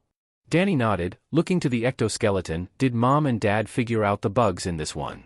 Jazz looked like she wanted to argue against her brother getting into an experimental battle armor, but instead, she nodded, knowing how stubborn he was going to be. They did. Good, then I'm going to suit up and storm Vlad's place to get back my girlfriend, one of my best friends, my parents, and all those other girls who have nothing to do with Vlad besides having dated me. And one who he didn't date that his brainiac clone seemed to have a thing for. Ben stepped forward. Count us in, too, Kevin and Gwen nodded. And me, Jazz holding a Fenton peeler and a Jack-o'-nine-tails. Ben looked to Kim. What about you, babe? Are you in? Kim smiled. Of course, I'm the girl who can do anything, including fight off an army of clones. I'm in too, Danny, Tucker said. Danny and the others turned to see Tucker. Danny's best guy friend was wearing a green hazmat suit with black stripes on the side with a specter deflector as a belt, glove, boots, and a chest plate that looked like a mix of Fenton Tech and Skulker's armor with a helmet under his arm that looked like something Boba Fett would wear. Okay, that is a cool suit, Danny said, only the situation keeping him from geeking out. I know I was able to hook up a jetpack in the back, Tucker said, showing off the jetpack. Awesome, Ben and Kevin agreed. Meanwhile, Kim rolled her eyes, whispering to Gwen. Boys, the older redhead nodded in agreement. Where did you even get that? Jazz asked. Tucker shrugged. You and Danny aren't the only ones who get ghost hunting gear from your dad at Christmas. Tucker walked over to Danny. I know you're the hero, but Sam's my friend too. Let me help. Danny nodded. Okay, welcome to the team, Tucker Phantom. You're the only Phantom, Tucker put on the helmet. Call me Steel Spectre. Cool line, Kim's sidekick Ron said from the door. Oh my bad. Hi, name's Ron Stoppable. Cool to meet most of you guys. Danny and the others got to Vlad's mansion by the Rust Bucket 3. They landed the jet and headed out to Vlad's mansion. They made it to Vlad's mansion and were ready to invade the cheesehead half-ghost's mansion. Danny and the others floated invisibly on a platform made by Gwen's magic over Vlad's mansion. Danny stood in the new ectoskeleton his parents made. Everyone looked to Danny. Okay, you all know what to do, Danny told them. Let's do this. Going ghost, the skeleton turned black with glowing green eyes, his logo appearing on the chest just like the old one, but Danny felt 100 times stronger than he did when he fought Pariah Dark. Picking up Jazz piggyback style, they flew down. Ben transformed into Big Chill, picking up Kim bridal style, and they flew down. Tucker holding onto Ron flew down with the jetpack. At the same time, Gwen and Kevin dropped down from the platform. Danny blaster a hole smashing through Vlad's roof. Everyone fell into it. Be on the lookout. Vlad probably knows that we're here, Danny said to the others just to prove his point. Then, 3 of his clones appeared. Enemy sighted, they said mindlessly. Tucker stepped forward. I've got them, he said confidently, holding out one of his hands. The glove began to glow blue. The barrel of a weapon came out. The clones flew at him. Say hello to my little thermos, Tucker said. A blue beam shot out, pulling the 3 ghosts inside of it. Tucker turned to the others. I've always wanted to say that. Way to go, Tuck, Danny cheered. Tucker nodded before he and Jazz ran off, heading for Vlad's lab while the others headed to rescue the girls. Alarm sounded, and anti-ghost turrets came out blasting at Danny. Danny made a shield to block the blasts while Ben froze the turrets. Gwen fired blasts from her hand, shattering them. Dude, this Vlad guy really doesn't like you, Ron commented. Understatement of the century, Ron, Kim replied as more clones showed up this time. They were led by a familiar cocky looking at Gwen. I really hope you'd surrender, brother. I'd hate to hurt someone as appealing as her. Gwen blushed a little bit. I'm flatter, but we are still going to kick your butt, Gwen said. Is he really flirting in the middle of a fight? Kim asked with a raised eyebrow. Yeah, looks like it, Ben answered. Ignoring how one of his clones apparently a crush on Gwen. Danny rushed at Buzz flying faster than he's ever flown. The clones behind Buzz tried to blast Danny, but their blasts didn't even chip the paint. Taking care of them, Danny turned to Buzz hitting him with a punch aimed at the stomach. Buzz brought up his arms, coating them in green fire. The impact made a massive shockwave that sent the clone flying back, crashing through a portrait of Vlad where he was dressed like Napoleon on a horse, breaking the ugly-looking painting. Better luck next time, brother, Danny quipped, looking to the others, keep going. Vlad frowned, seeing the little badger had somehow managed to infiltrate his mansion. He should be being hounded by the Justice League by now. Were those so-called heroes really that incompetent? They had to be if the little badger was here in the new, improved ectoskeleton. Henry, Vlad shouted. One of the only clones who weren't useless appeared quickly. You summoned me, father, he asked obediently. Vlad had learned from Danielle's little insubordination and made sure to have methods of controlling his children. Yes, terminate the prisoners starting with Mississippi Manson and Mississippi Proud. I was assuming Mississippi Manson hadn't taken care of that for Vlad. Henry frowned. It seemed like he was attempting to resist the control chip he had installed in all of his clones. Vlad didn't know if this was going against some moral reason or because of Mississippi Manson's pitiful attempts to make friends with his child. Whatever the reason, Vlad would not tolerate disobedience. I gave you an order, child. See to it, Vlad ordered again. The resistance in Henry died after a few moments. Yes, father, he said emotionlessly before leaving. Vlad watched him go before going. Daniel needed a reminder of what he was capable of. Henry made it to the cell holding the 2 his father ordered eliminated. This was wrong. Henry knew it was wrong, but he couldn't resist. His father had made sure he was unable to resist before he was stabilized. He had told Jack Fenton of his father's animosity towards him. Now Henry was just a puppet on his father's strings. He didn't want to hurt Penny or Sam. His brother's girlfriend had nothing to do with this fight, and Sam was kind to him. She treated him as an individual instead of just a copy of the original like his father did. He had to fight. He had to let them go. Henry heard the sound of a blaster. No, she didn't. Opening the cell quickly, Henry was horrified to see Penny sprawled on the ground, not moving. Sam was holding the smoking blaster. No, what did you do? Henry asked, horrified. Distract you, Sam answered, blasting Henry in the chest, sending him crashing to the ground. Henry fell overpowering down as Penny stood up unharmed. Good job playing dead, Sam told Penny. Penny nodded while Sam walked over to Henry. Sorry, Henry, it's nothing personal, Sam said, punching him in the face, knocking him out. Tucker trapped a couple of ghosts into the thermos he built into his glove before he and Jazz entered Vlad's lab. Quickly finding the computer, Tucker got to work while Jazz guarded his back. Enemy sighted, Tucker heard more clones say. They sounded like they were coming closer. Tucker, you might want to do the techno-geek stuff faster, Jazz told him. I'm working as fast as I can, Tucker snapped back. Tucker was typing, breaking through encryption after encryption. He needed to do this quickly. Vlad came back. This was his part of the plan. Ben and the others would get all of the girls out. Danny would rescue Penny and Sam because they were probably together, then take out Vlad, knowing the Fruit Loop. And Tucker was going to stop the clones. Tucker finally made his way into Vlad's server, accessing Vlad's files on the clones. Tucker, Jazz shouted between blasts. Tucker looked to see Jazz blasting at 2 clones. Tucker turned, aiming with a blaster. He shot one of the clones with a ghost blaster. Jazz restrained the other. But he could see that more was coming. Tucker was almost there. He just needed a few more seconds. The clones were all charging up blasts to take down Danny. Done, Tucker said, pushing the last key. The clones froze, stopping. By the cells holding the girls, Kim leaped back, dodging a blast from the clones surrounding her before they all suddenly froze. I think Tucker did it, Kim said to Gwen, who was helping Ben and Kevin get unconscious girls out of cells and out of the evil lab. Great, all that's left is to get the evil Packers fan, Kevin said.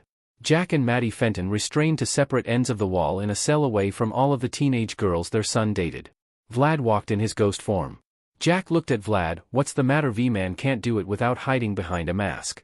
Vlad was briefly surprised. So you figured it out, he admitted, and here I thought the hacker I had at my office was the little badger's technically inclined friend. Vlad charged up a blast. Any last words, old friend? Vlad asked mockingly. None worth saying to you, Jack replied, looking to an unconscious Maddie. I love you, baby. I always will. Vlad scoffed in disgust, about to blast Jack when a black and green blur rammed into him, pushing up against a wall. Hello Daniel, I see the new ectoskeleton works flawlessly. You're going to pay for everything you've done, Vlad, Danny said angrily, not really seeing anything or anyone else in the field. He was so focused on kicking Vlad's butt. Pulling his arm back, Danny was about to punch Vlad. Not so fast, little badger. Vlad pulled out a remote with a flashing green button. I've triggered my home along with any evidence of your innocence to self-destruct in 1 minute. All those innocent people in danger. What will you do? Vlad vanished in a flash of red light. Danny growled, okay, I've gotta work fast. Rushing over, he phased his parents off of the wall, then the eye plates on Danny's helmet glowed green. I've got to give this everything I got, Fenton. Rockets on the back activated as Danny rushed through the lab and the mansion, grabbing his friends, the knocked-off clones, and even Vlad's cat. Yes, he even grabbed the cat. Danny stopped falling over with the last of the clones he had found in a cell as Vlad's mansion, and any chance of clearing his good name exploded. Not that he cared about that. Just as long as the people he cared about were safe. Danny had to explain that his enemy Vlad Plamuius kidnapped them for some reason to mess with him. While some of the girls who knew Danny's secret identity understood while the others didn't. Danny sighed and transformed back into his human form. Danny? Most of the girls said in surprise. Hey, Danny said nervously. It's been a while since I've seen most of you guys. You're a superhero, Angelica shouted, surprised. Yes, we are incredibly surprised by this revelation, Starfire said, not used to lying. Minako leaned over to Makoto. Is it just because I'm bad at English, or is she a bad liar? She asked quietly, not wanting to offend a fellow superhero. She's a bad liar, Makoto answered back. Most of the girls who didn't know that Danny was Danny Phantom were surprised that he was a superhero of Amity Park, while the girls who knew Danny's secret identity pretended to be shocked about it. Some, unlike an orange alien girl from Tamarin, were doing better than others. I didn't tell anyone that I was Danny Phantom because I thought people would view me as a freak or something, Danny said. It's nothing against you, ladies. You all were amazing on our dates. It's just Danny looked to his parents for a second. This what I can do, what I am. It's one of my biggest secrets. I don't think you're a freak, Danny. Alex was the first one to speak up. Yeah, me and my friend like you as a superhero, Jen said. My cousin Dill is probably your biggest fan, Angelica said, smiling, eyeing Danny up and down. Now that I've met you, I can see why. Hey, get your own boo, Penny said, wrapping her hands around his arm. Angelica laughed. Relax, pigtails, and I'm not going to break the girl code, she told him. Someone as fabulous as I don't need to stoop to stealing someone's boyfriend. She's got an ego, Sam commented to Tucker, who nodded. I'm still skeptical about things like monsters and ghosts existing, Diana admitted, but powers or no powers, you're a pretty good guy. What the skeptic said, Daria added. I don't think you're a freak, Blue Eyes. I think you are the kindest and sweetest boy that I met during the dating site, Felicia added. While Danny blushed at the compliment that Felicia gave him, Iron Man came with a jumbo jet, which landed. Phantom, good work on saving the girls, Iron Man compliment Danny. I'll take it from here and take them home. You're friends with Iron Man, Danny? Alex asked the ghost boy. You can say that, Danny rubbed the back of his head. Oh sure, ookie spooky, and I go way, Iron Man quipped, now which of his little helpers was behind that virus that broke through my firewall? I hacked Iron Man, Tucker exclaimed, looking like he was going to faint. Iron Man turned to Tucker, well, and I got my answer. Tucker was standing frozen like a deer caught in the headlights while being face to face with one of his favorite superheroes. You Boba Fett virus managed to get through a system I designed to keep out the likes of AIM Hydra and a paranoid bat from Gotham. Iron Man patted Tucker on the shoulder. You want a job after you're 18. It's yours. Tucker stammered out before he fell back. Danny and Sam moved to catch him before he hit the ground. What Steel Spectre means is he's very flattered, and you'll hear from him in 2.5 years, Danny said quickly, ignoring Sam's raised eyebrow at Tucker's name. Awesome, he said, looking over to the girls. Okay, so everyone who doesn't live in Amity Park, get on the Quinjet, and Jarvis will take you home to your family members. He repeated it again in Japanese for Makoto and her blonde friend that Luke, his Brainiac clone, may have had a crush on. The girls followed after Tony and into the extra-large jet. Katie stepped over to Danny. About what happened at the carnival, she began nervously, sounding guilty. I'm really sorry. We both made mistakes, Danny told the blonde. I'm just happy you and the others are safe. Danny wanted to say something to his girlfriend, but she needed to go home. Her parents were probably worried sick about her. Plus, Danny had other problems dealing with. Like Buzz, who was currently flirting with Gwen now that he was completely free of Vlad's mind control, Ben was getting annoyed at Danny's clone flirting with his cousin. Kevin looked ready to use his powers to destroy him. Henry, who had disappeared at some point while Danny was distracted by his past blind dates. Danny, the clone which he actually had a relationship with and was still unconscious from whatever Vlad did to her. And Luke, who may or may not still be knocked out in Tucker's room. Oh yeah, and he accidentally spilled his secret identity to his dad because he couldn't see him in the exoskeleton's helmet.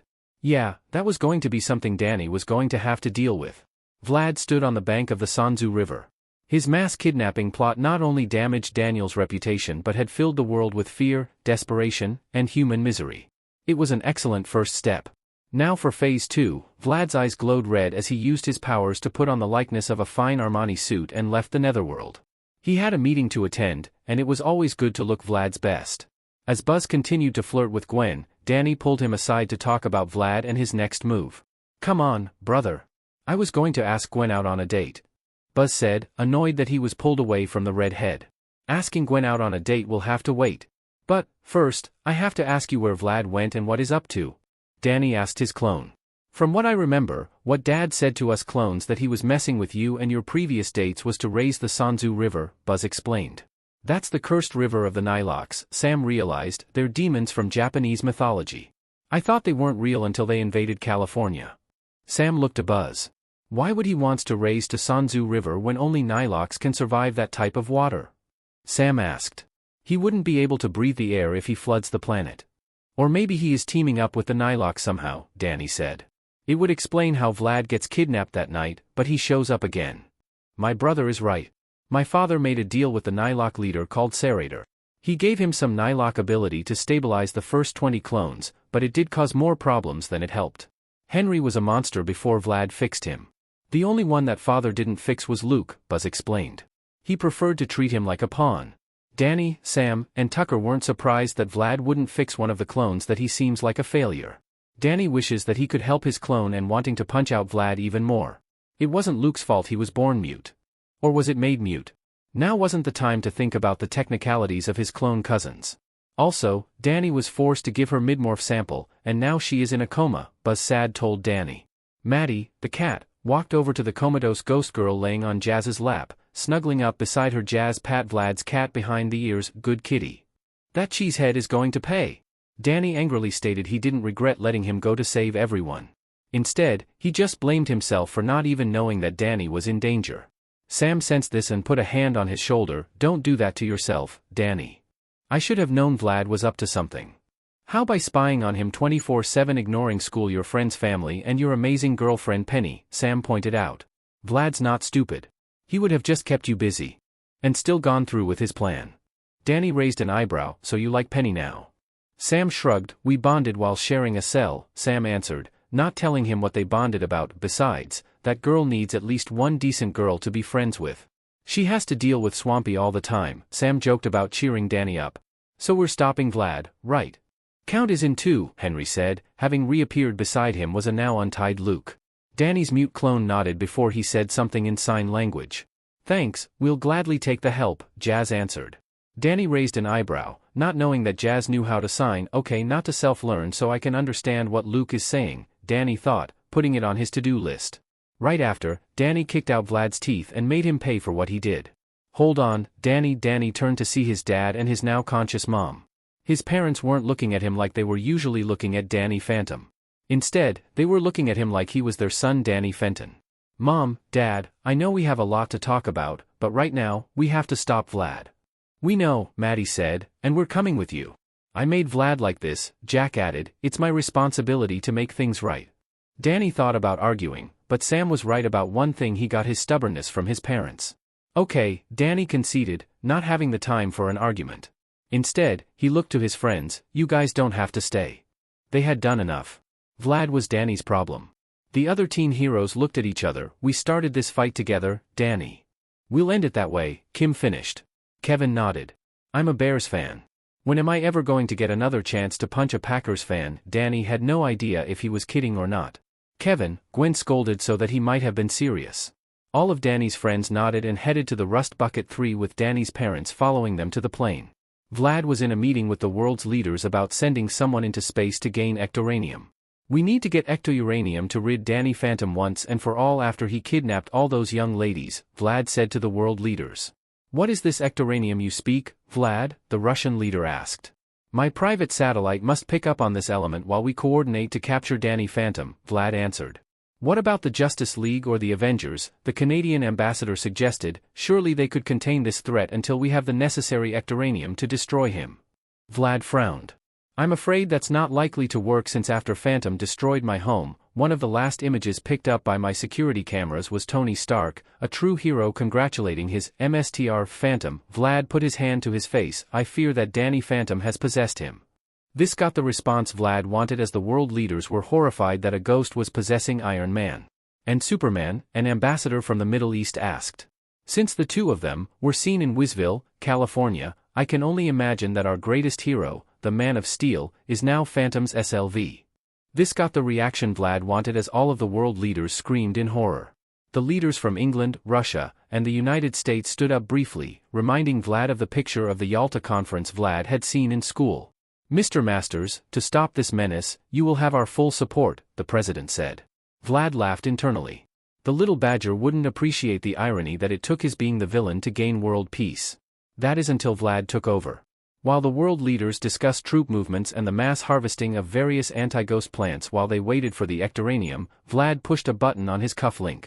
Deep in space, the cybernetic alien Prince Vrak nodded, his eyes glowing pink as he pushed a massive asteroid out of the orbit of Saturn's orbit towards Earth. All went as Vlad Masters planned. After Ben and his team drop off Danny and his family, the ghost boy explains to his parents how he got his powers and why he didn't tell them.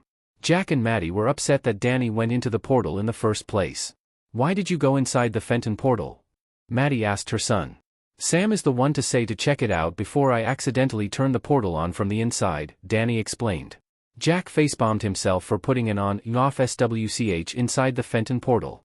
So, this is why it didn't work that day, and because of that, his son is now half-ghost. That's otherwise a design flaw. We need to fix that. Jack, Maddie told Jack. Jack nodded as they apologized for trying to kill him for the last 2 years. Danny accepted their apology and gave them a big hug. After that, they went home to get some sleep. The next day, Jack and Maddie were heading downstairs to get some breakfast until they saw the clones of their son making breakfast for them. Morning, Mr. and Mrs. Fenton, Henry greeted. What are you boys up to? Maddie asked them. We wanted to thank you for letting us sleep here after Dad bailed on us, Buzz said. Last night, Danny asked them if his clones would sleep here because they had nowhere else to go after getting rid of the mind control chips inside their bodies. Maddie agreed and, all of the clones who were mindless slept in the basement, and Buzz, Luke, and Henry slept in Opt Center. As Jack and Maddie were eating their breakfast, the doorbell rang, and Danny got to see it was his two best friends at the door. Sam held multiple books in her backpack about the Nylox. So let's get started on finding out what this Fruit Loop is doing with these Nylox, Sam said. Danny sat with his friends and the clones, trying to figure out where Vlad was and what his plan was. Danny was currently sitting beside a comatose Danny. Vlad's cat snuggled up beside the little ghost girl. Sam had looked through every book she could find on the Nilox trying to figure out what Vlad could gain from working with them, though it was hard to tell what was real and what was a myth.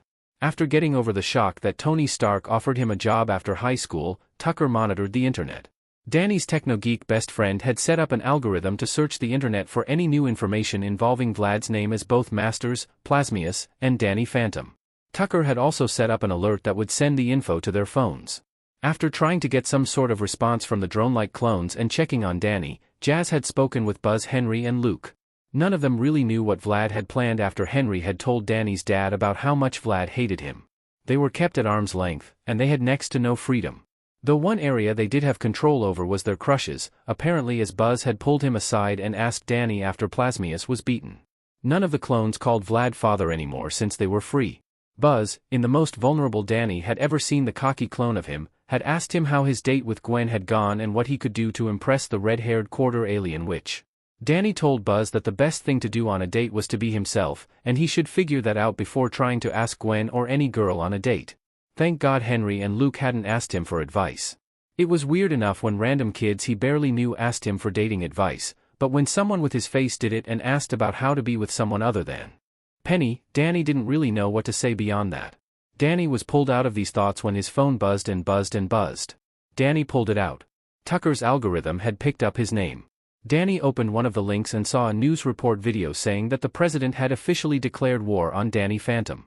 Danny opened more links, and there were more news reports in various languages that Danny couldn't understand. Not that he needed world leaders worldwide declaring war on him for kidnapping his past dates. Worse, Superman and Tony Stark were suspected of being overshadowed by him to do his bidding so that they couldn't help clear his name. Danny didn't know how this could get any worse. Beverly Hills. This is insane, Alex shouted angrily at Jerry. She couldn't believe it. She gets kidnapped by an evil Packers fan and his clone army, but Danny is the one who took the fall. How is that fair? Jerry, I know it sounds insane, but Danny Phantom is innocent, Alex pleaded. Jerry nodded. I believe you, Alex, but unfortunately, the evidence is against Mr. Phantom with his past criminal record, countless witness statements of Danny Phantom abducting these girls, and testimony from Mayor Masters. So it would be hard to convince the world leaders. Alex growled just hearing Vlad Masters. Why are the president and the others even listening to a mayor from Illinois, she demanded. On top of his degrees in robotic and electrical engineering, biogenetics and paranormal psychology, Mr. Masters is the mayor of Amity Park, which is where Danny Phantom has been seen primarily, making him a highly relevant witness to this case. Alex frowned, knowing Jerry was right. Jerry sighed. I know it seems bleak, but I'll do everything in my power to help your friend. Alex smiled a little, knowing Jerry wouldn't say he would help just to make her feel better. Thanks, Jerry. Bellwood, Ben, Gwen, and Kevin were all shocked that Danny was now treated as a threat. We have to do something, Ben, Gwen said. I'm on it. I'll call Kim if she can help us and restore Danny's reputation. Ben called his girlfriend to help Danny out. Gwen, do you still have a crush on Spooky? Kevin asked Gwen. Shut up, Gwen said as she called Grandpa Max to see if he could help Danny. The center. Is there any way we can help out Danny Phantom? Diana Lombard said to MOM. So why do you want us to help this Danny Phantom, Agent Lombard? MOM asked her. Because Danny Phantom is a really nice guy, and I don't want to see him get hurt, Diana answered. It seems like you have a crush on a ghost, sis. Are you going to make out with your new ghost boyfriend? Martin Mystery teased his stepsister. This made Diana anger, and she kicked him in the face, knocking him out. I'm only helping him because he saved me from one of his enemies named Vlad Plasmius, Diana said with her cheeks puffed up. As the rest of the girls that Danny dated were surprised that the world leaders declared war on Danny Phantom, especially the girl Danny had actually chosen as his girlfriend. Of course, she couldn't tell anyone why she was ticked off. Her friends and family thought it was stress from getting kidnapped. At the same time, Lacey Aniga made a catty comment about it being too bad that the ghosts had given her back. Seriously, why did she hang out with this girl? Washington D.C. In his office in the Triskelion, Nick Fury, leader of S.H.I.E.L.D., was trying to keep something resembling order between the various nations trying to keep World War III from being started over Danny Phantom. I'm surprised to see you, Fury said after a moment to a corner of his office. Your organization stays out of things like this. Abby Lincoln was stepping out of the shadows, known to a handful of people as Number 5, the most likely candidate to become the supreme leader of the kids next door. And in 10 or 20 years, she could have Fury's job if she wanted it. You know, Fury, this Danny Phantom situation is fishy. You think I don't know that? Fury asked, and even if I didn't, I've had calls from MOM Jerry Max Tennyson, your boss, and a dozen from Stark telling me that dannyphantom isn't the one at fault. Let me guess, politicians, Number 5 asked sarcastically, shaking her head, so what is the plan? Trying to find out what's really going on and who's really behind it, Fury answered, same as you, I hope. Number 5 nodded before slipping back into the shadows. Sir, Agent Coulson interrupted, we've picked up something on deep space radar coming towards Earth. Fury sighed when it rained. It poured around here. Jazz didn't know what to do. Vlad had somehow managed to get every world leader to declare war on her little brother. Her little brother was tough, but he couldn't fight the entire world. How Vlad managed to do it, Jazz had no idea. Maybe it was a Nilox power. Jazz went in to check on Sam, who had been camped out in Jazz's room trying to study about the Nilox to figure out how Vlad was going to raise the Senzu River. Jazz found Danny's goth best friend looking more like a ghost than her brother, propping her head up with her elbow while she looked down at a book muttering in Japanese. I honestly forgot she spoke Japanese, Jazz thought, walking over. She tapped Sam on the shoulder. The girl fell over. So how's the research? Jazz asked, starting to get concerned. When was the last time she slept or ate something?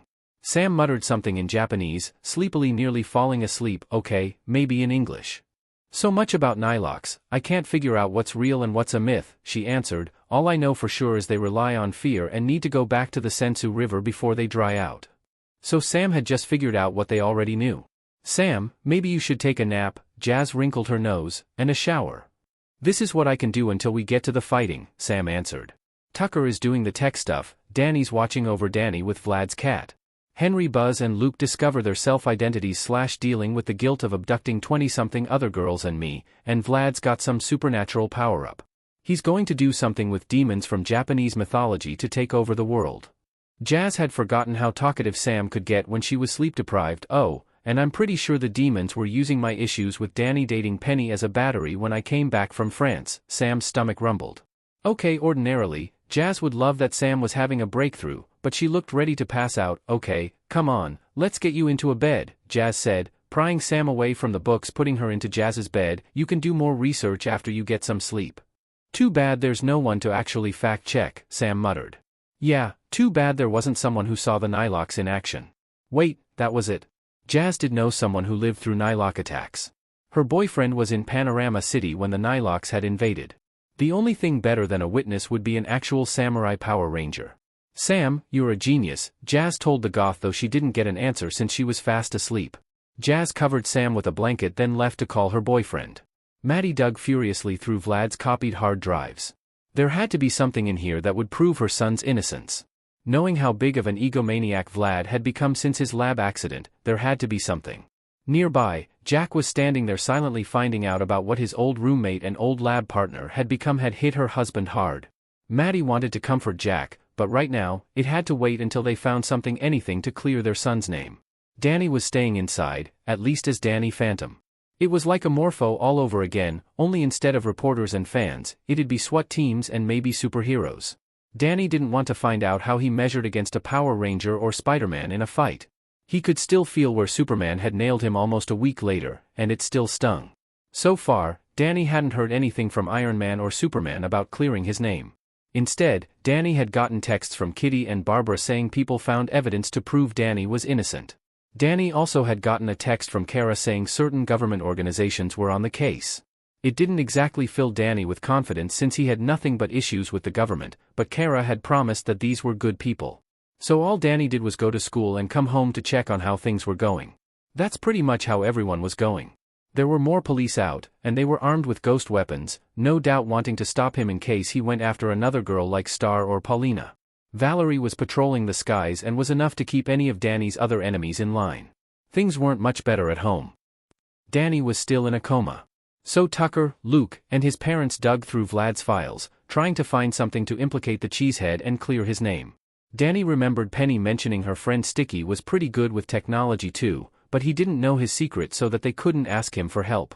So far, they hadn't found anything, but they were hopeful there was something. Vlad's weakness was his ego. It's how Danny had beaten him in the past, and Danny doubted getting powers from Japanese demons had given the cheesehead humility.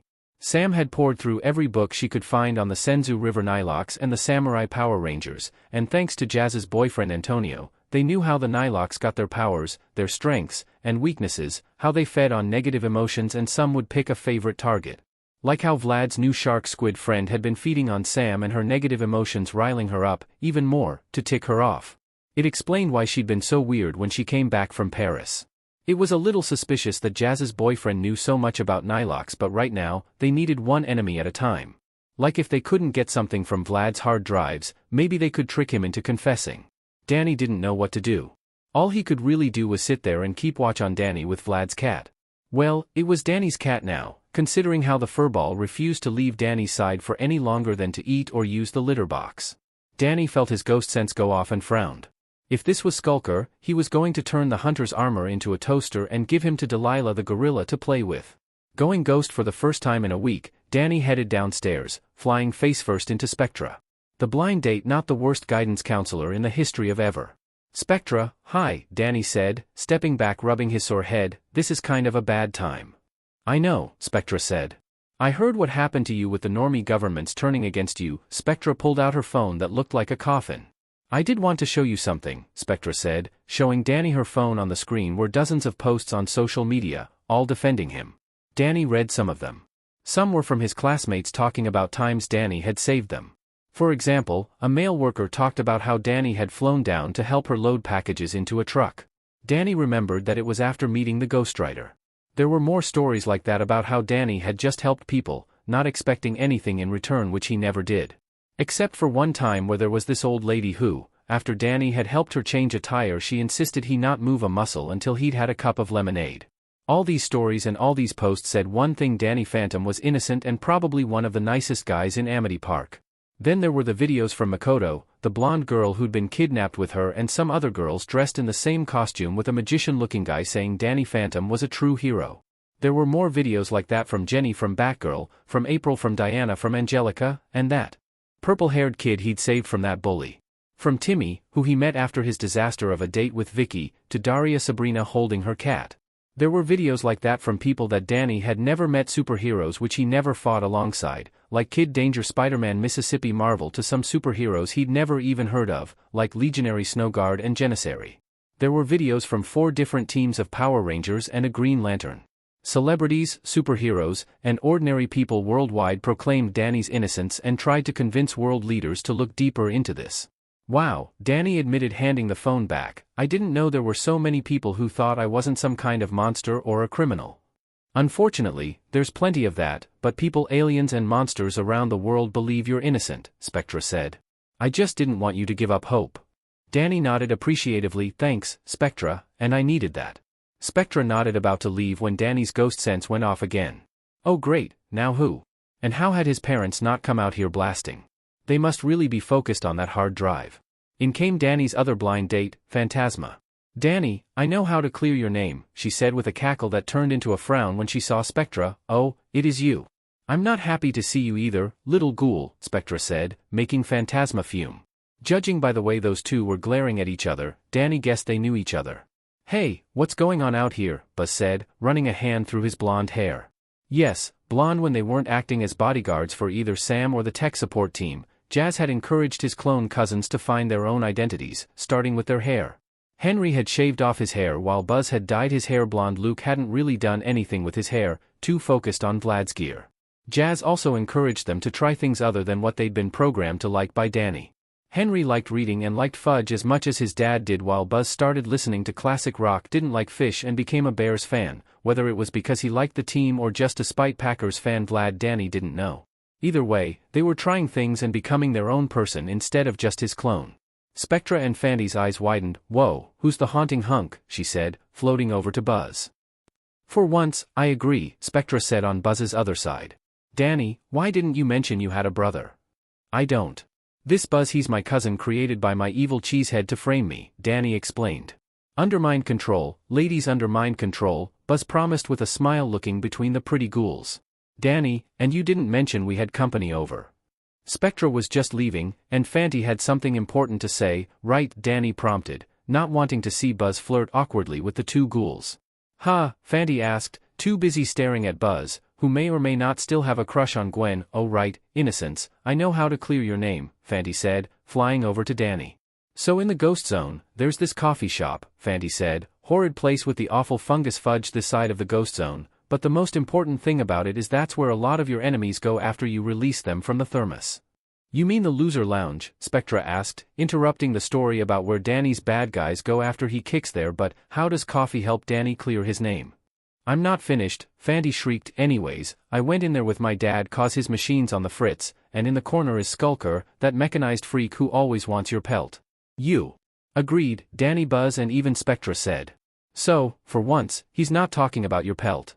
He's talking to this ghost with glasses about updating the cameras in his armor, so they have better definition to capture your last moments when he finally gets your pelt. Fanty stuck her tongue out. Okay, he talked about it at the end, but do you know what this means if Skulker was around when Plasmius was doing all this evil stuff? And he was? Then he might have caught it on film, Danny cheered. Now having a way to clear his name, Danny looked to Buzz. How do you and the guys feel about a hunting trip? Buzz transformed green flames passed over his body, and he was wearing a new suit instead of the hazmat suit like Danny's. It looked more like what a firefighter would wear, with a long black jacket with glowing white stripes over a black shirt and pants, white boots, belt, and gloves with a white and green fire logo where Danny's DP was on his chest. "'Cause I've been waiting for something to do," Buzz said with a grin, punching his palm. In the privacy of his Madison, Wisconsin penthouse, Vlad Masters looked out over the city for years. Vlad, honed his ghostly powers to build himself into a man of power and respect, and with his newfound power, soon the world would be his. No one would be able to challenge Vlad as he ruled the world. Vlad once thought Jasmine and Daniel worthy of being his heirs with Maddie as his queen, but they had made their choice siding with that blubbering idiot Jack Fenton. No matter the personal setback, he felt his power grow as more people were turned against the little badger. The greatest nations in the world building arsenals of anti-ghost tools to fight the little badger, while parents of young girls from DC to Sydney feared for their daughters that, like the boogeyman Daniel, would come to sweep them away. The negative emotions filled him with great power enough. Vlad felt he could prevail against almost any opponent.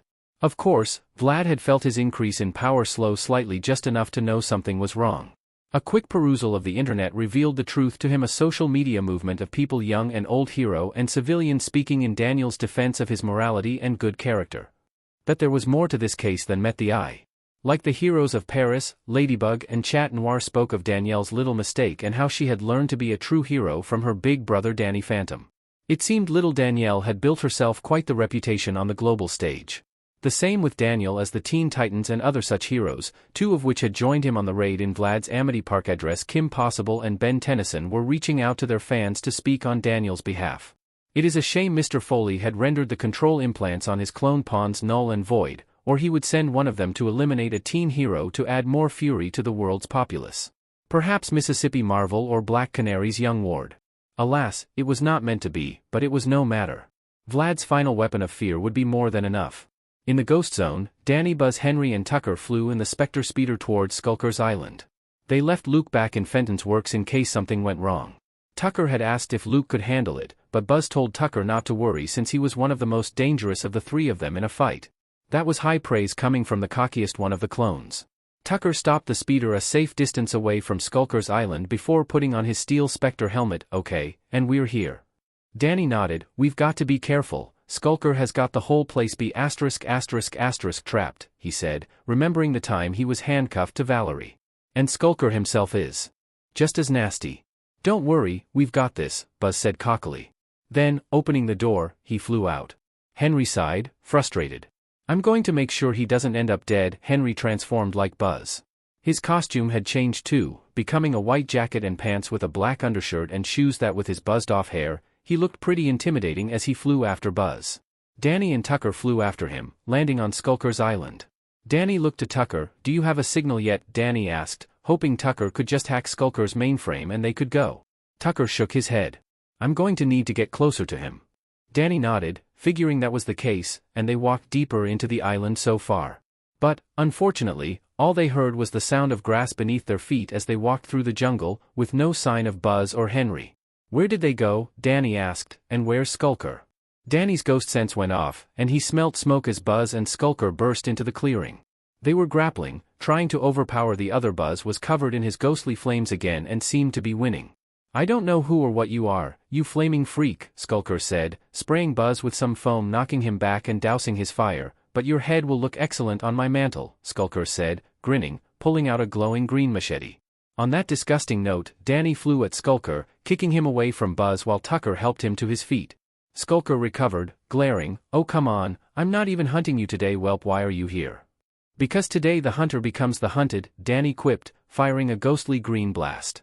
Skulker activated a shield on his arm, blocking the blast. Buzz came at Skulker from the right while Tucker flew at him with. Wait, was that the Fenton anti-creep stick? That thing didn't work on ghosts. Buzz hit Skulker to Tucker, and he swung. There was a shockwave as Skulker was knocked out of the clearing and into the trees. Danny was wide-eyed. "Dude, that was awesome." "Yeah, but how did you do that?" Buzz asked. "Hallowed the bat and wired it with circuitry from a Spectre deflector," Tucker explained, taking his hand off a little button on the handle. "It's pressure activated." No wonder Tucker got a job with Tony Stark. He was a genius. "Where's Henry?" Danny asked Buzz, not seeing the more rational clone since he left the Spectre speeder. "Yeah, I may have set off a boobay trap, and Henry's dealing with it," Buzz explained sheepishly. But then, there was a loud boom on the other side of the island. A few moments later, Henry appeared with trails of smoke coming from him and an annoyed look on his face while Buzz looked sheepish. "Where's Skulker?" Answering Henry's question, Skulker came back floating up. He pushed a button on his console. A cage came up, trapping the four of them in a glowing blue cage. Skulker landed. Well, isn't today a surprise? Not only are there more ghost children, but they come to my door ready to be hunted. Skulker looked at Tucker. "As for you with the bat, I don't know who you are beneath that mask, but I'll take your pelt anyways just for that whack to the head." "Oh, you know him, Skulker," Danny quipped. "You get a signal now." "Oh yeah," Tucker said before dart launchers fired, hitting Skulker, paralyzing him. He fell to the ground, and the cage dropped. "Great, now my nose itches again," Skulker said sadly. "And thank you for having all the footage we need to clear my best bud's name," Tucker said happily. "It pays to have a techno geek on your side." Danny nodded, looking to Henry. "You still want to hit him?" Henry nodded. Pulling his fist back, he threw a punch that sent Skulker flying off of his island. With any luck, he'd land somewhere where they wouldn't have to deal with him for a long time. "Come on, let's head back," Danny said, looking at Buzz annoyed, "and watch out for boobay traps." "Lesson learned," Buzz said, looking to Henry. "Sorry, bro. Just look before you leap last time," Henry said sternly, not as angry as when he first arrived, literally. "Promise," Buzz promised, holding up a hand. The four of them flew back to the Spectre speeder. With the evidence they needed to clear Danny's name, all that was left to do was stop Vlad and whatever his endgame was.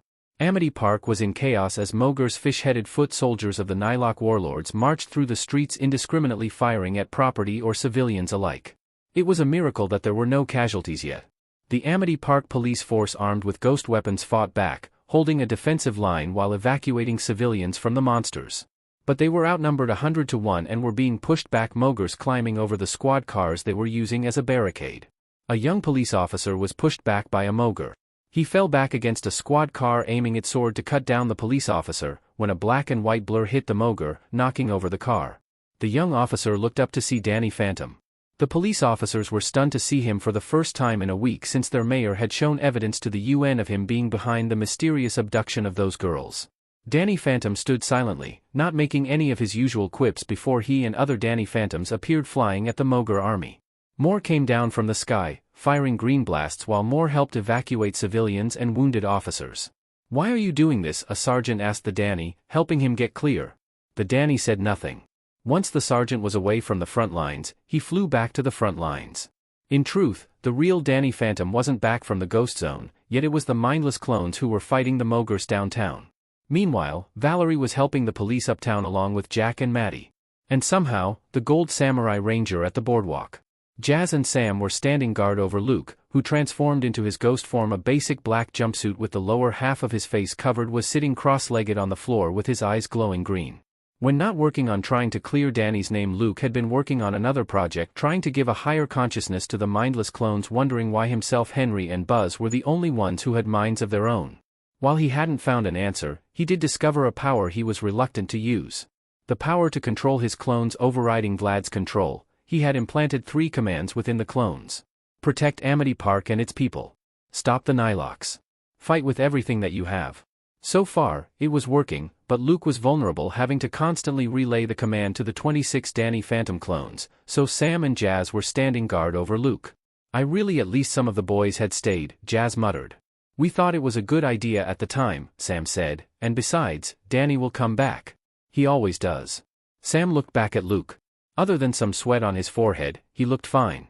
She just hoped that he could keep this up until Danny and the others came back. How much longer do you think Danny's superhero friends will take to get here? Jazz asked, having called them when the Mogers first appeared. Sam didn't answer. She just looked outside the window, where smoke could be seen in the distance. Hopefully, they got here soon. They were going to need all the help that they could get. Tucker had combed through Skulker's data as fast as he could while Danny drove the Spectre speeder. It had been a long shot going to Skulker's island, but it was a long shot that had paid off. Not only did Vlad gloat to Skulker about his clones and the plan to discredit Danny, but some footage on here would have Vlad on top of the most wanted list for a long, long time. Once he had found what he was looking for, Tucker had quickly gotten to work compiling the footage and sending it to the Daily Planet, the Bugle, and every news station he could think of. From there, it would spread like wildfire, and his best friend's good name would be restored. Well, mostly a good name. There were still people who didn't like Danny because of what Walker did.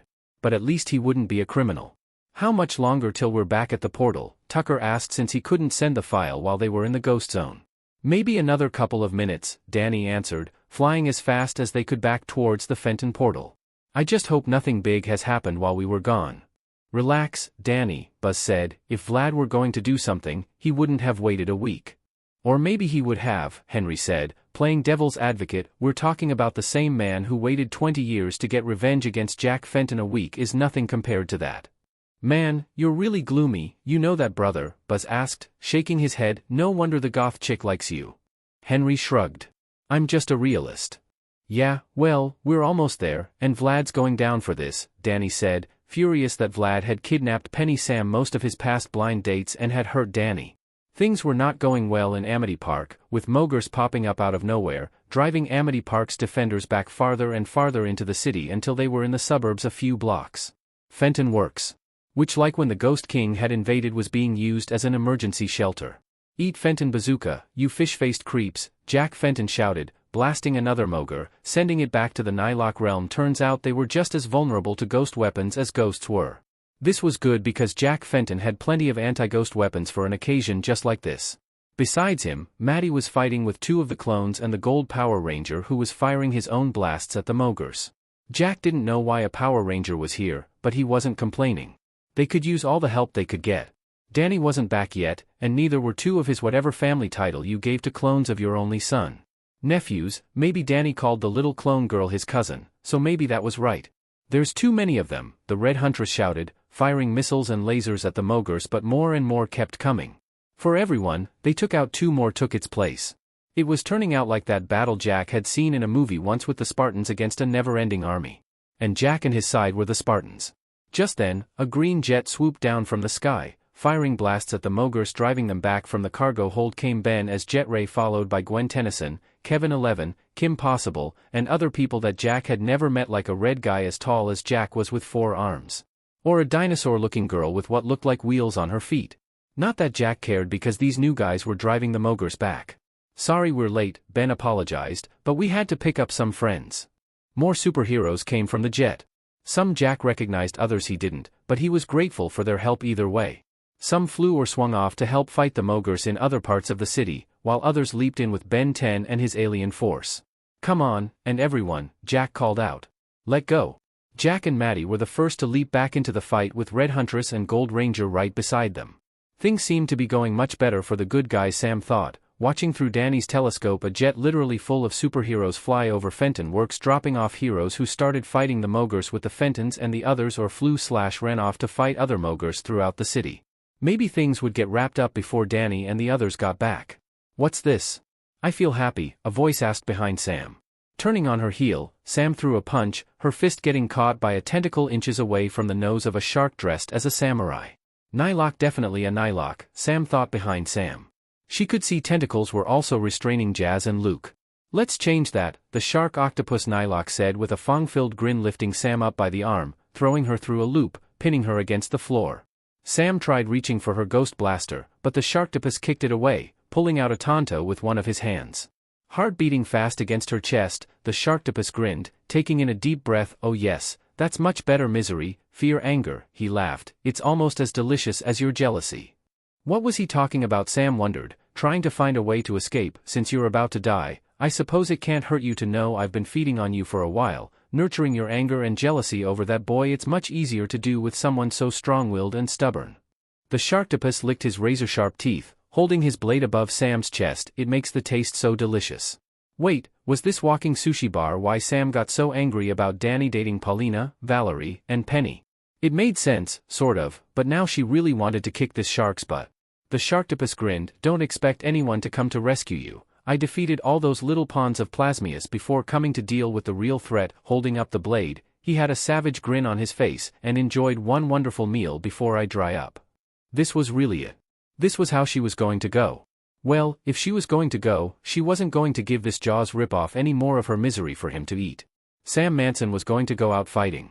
Lashing out with her leg, she kicked one of his tentacles. He laughed at her. Was that supposed to do something?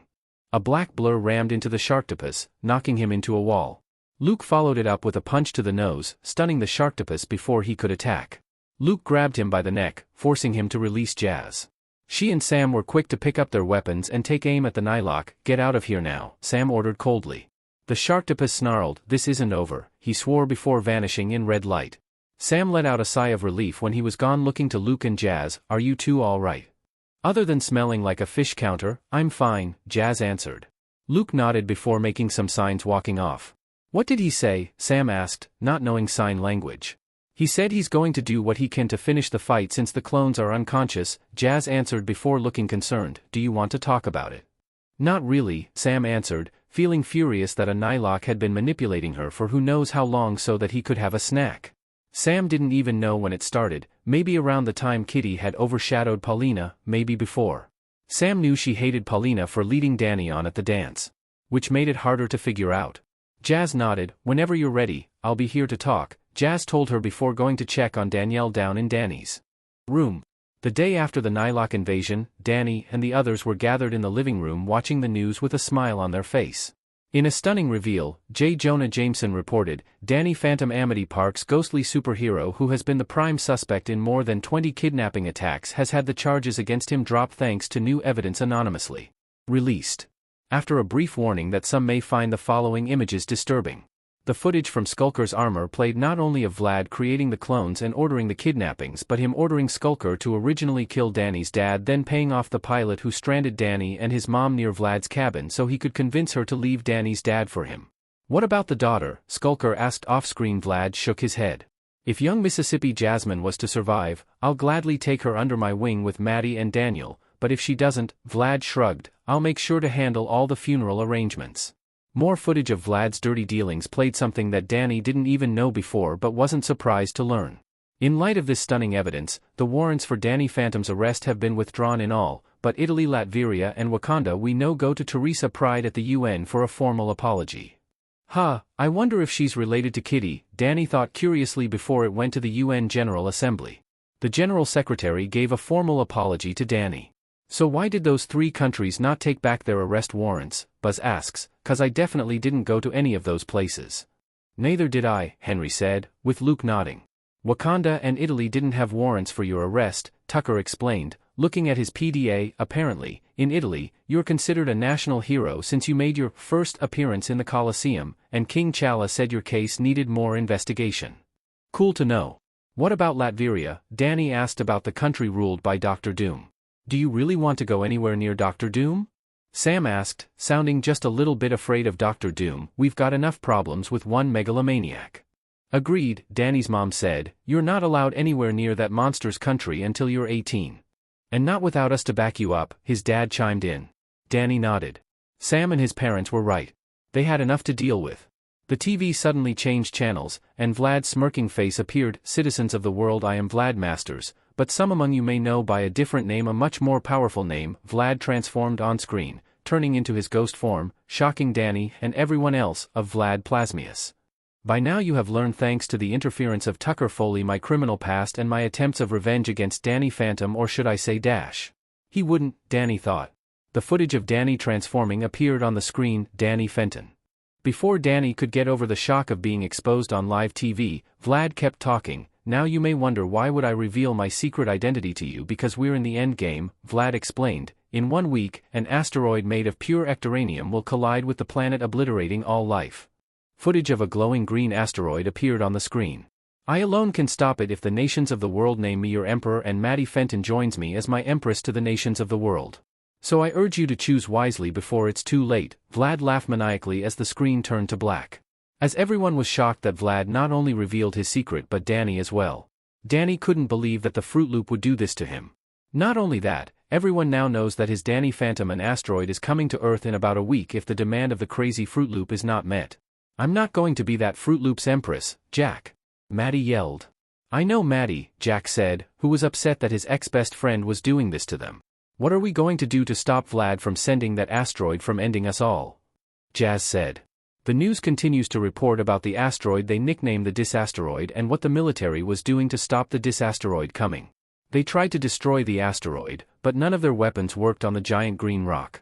So they tried to send Superman, Supergirl, and XJ9, aka Jenny Wakeman, to deal with it.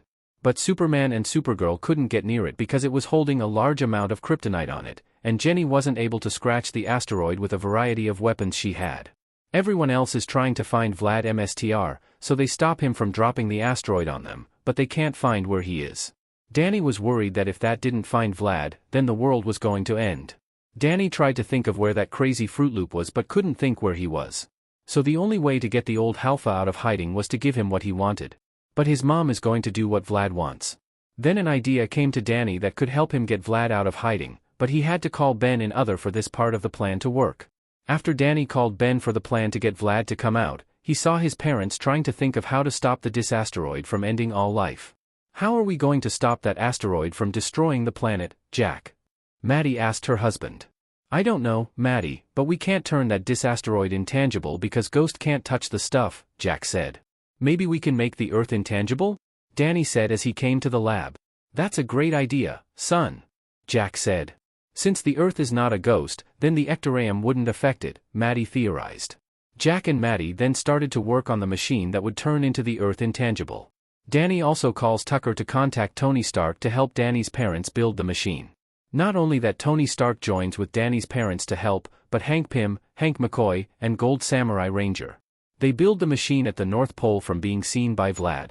Danny convinces every ghost, from good to bad, to help him save the planet from Vlad even though they had their differences. Danny's enemies didn't want to lose their afterlives, and they wanted to face Danny again after he defeated them for almost 2 years. Later that evening, Danny's parents and Tucker were scanning the Danny clones after being asked by Luke and Jazz to see if they could fix the clones from their drone-like stat and give them personalities. They learned that the clones beside Henry, Luke, Buzz, and Danny, who was still in a coma, had little time left in this world during the scanning. In addition, it seemed that their DNA wasn't as stable as Luke and the others. How are we going to save them? Maddie asked. I don't know how, sweet cheeks, Jack said. Hey, what's that? Tucker asked from the energy source they found a few months ago. That is the energy source that Jack and I found a few months ago, Maddie explained. Oh, so why is it resonating with the clones? Tucker asked them. I don't know, Tucker, but I think we need to do some more research on it before the deadline, Maddie said. So alright folks, that's all for today. Stay tuned for part 3. Do subscribe, like and share for more such videos. Also check out the story and Pokemon Fan 1991 on FANFICTIONnet.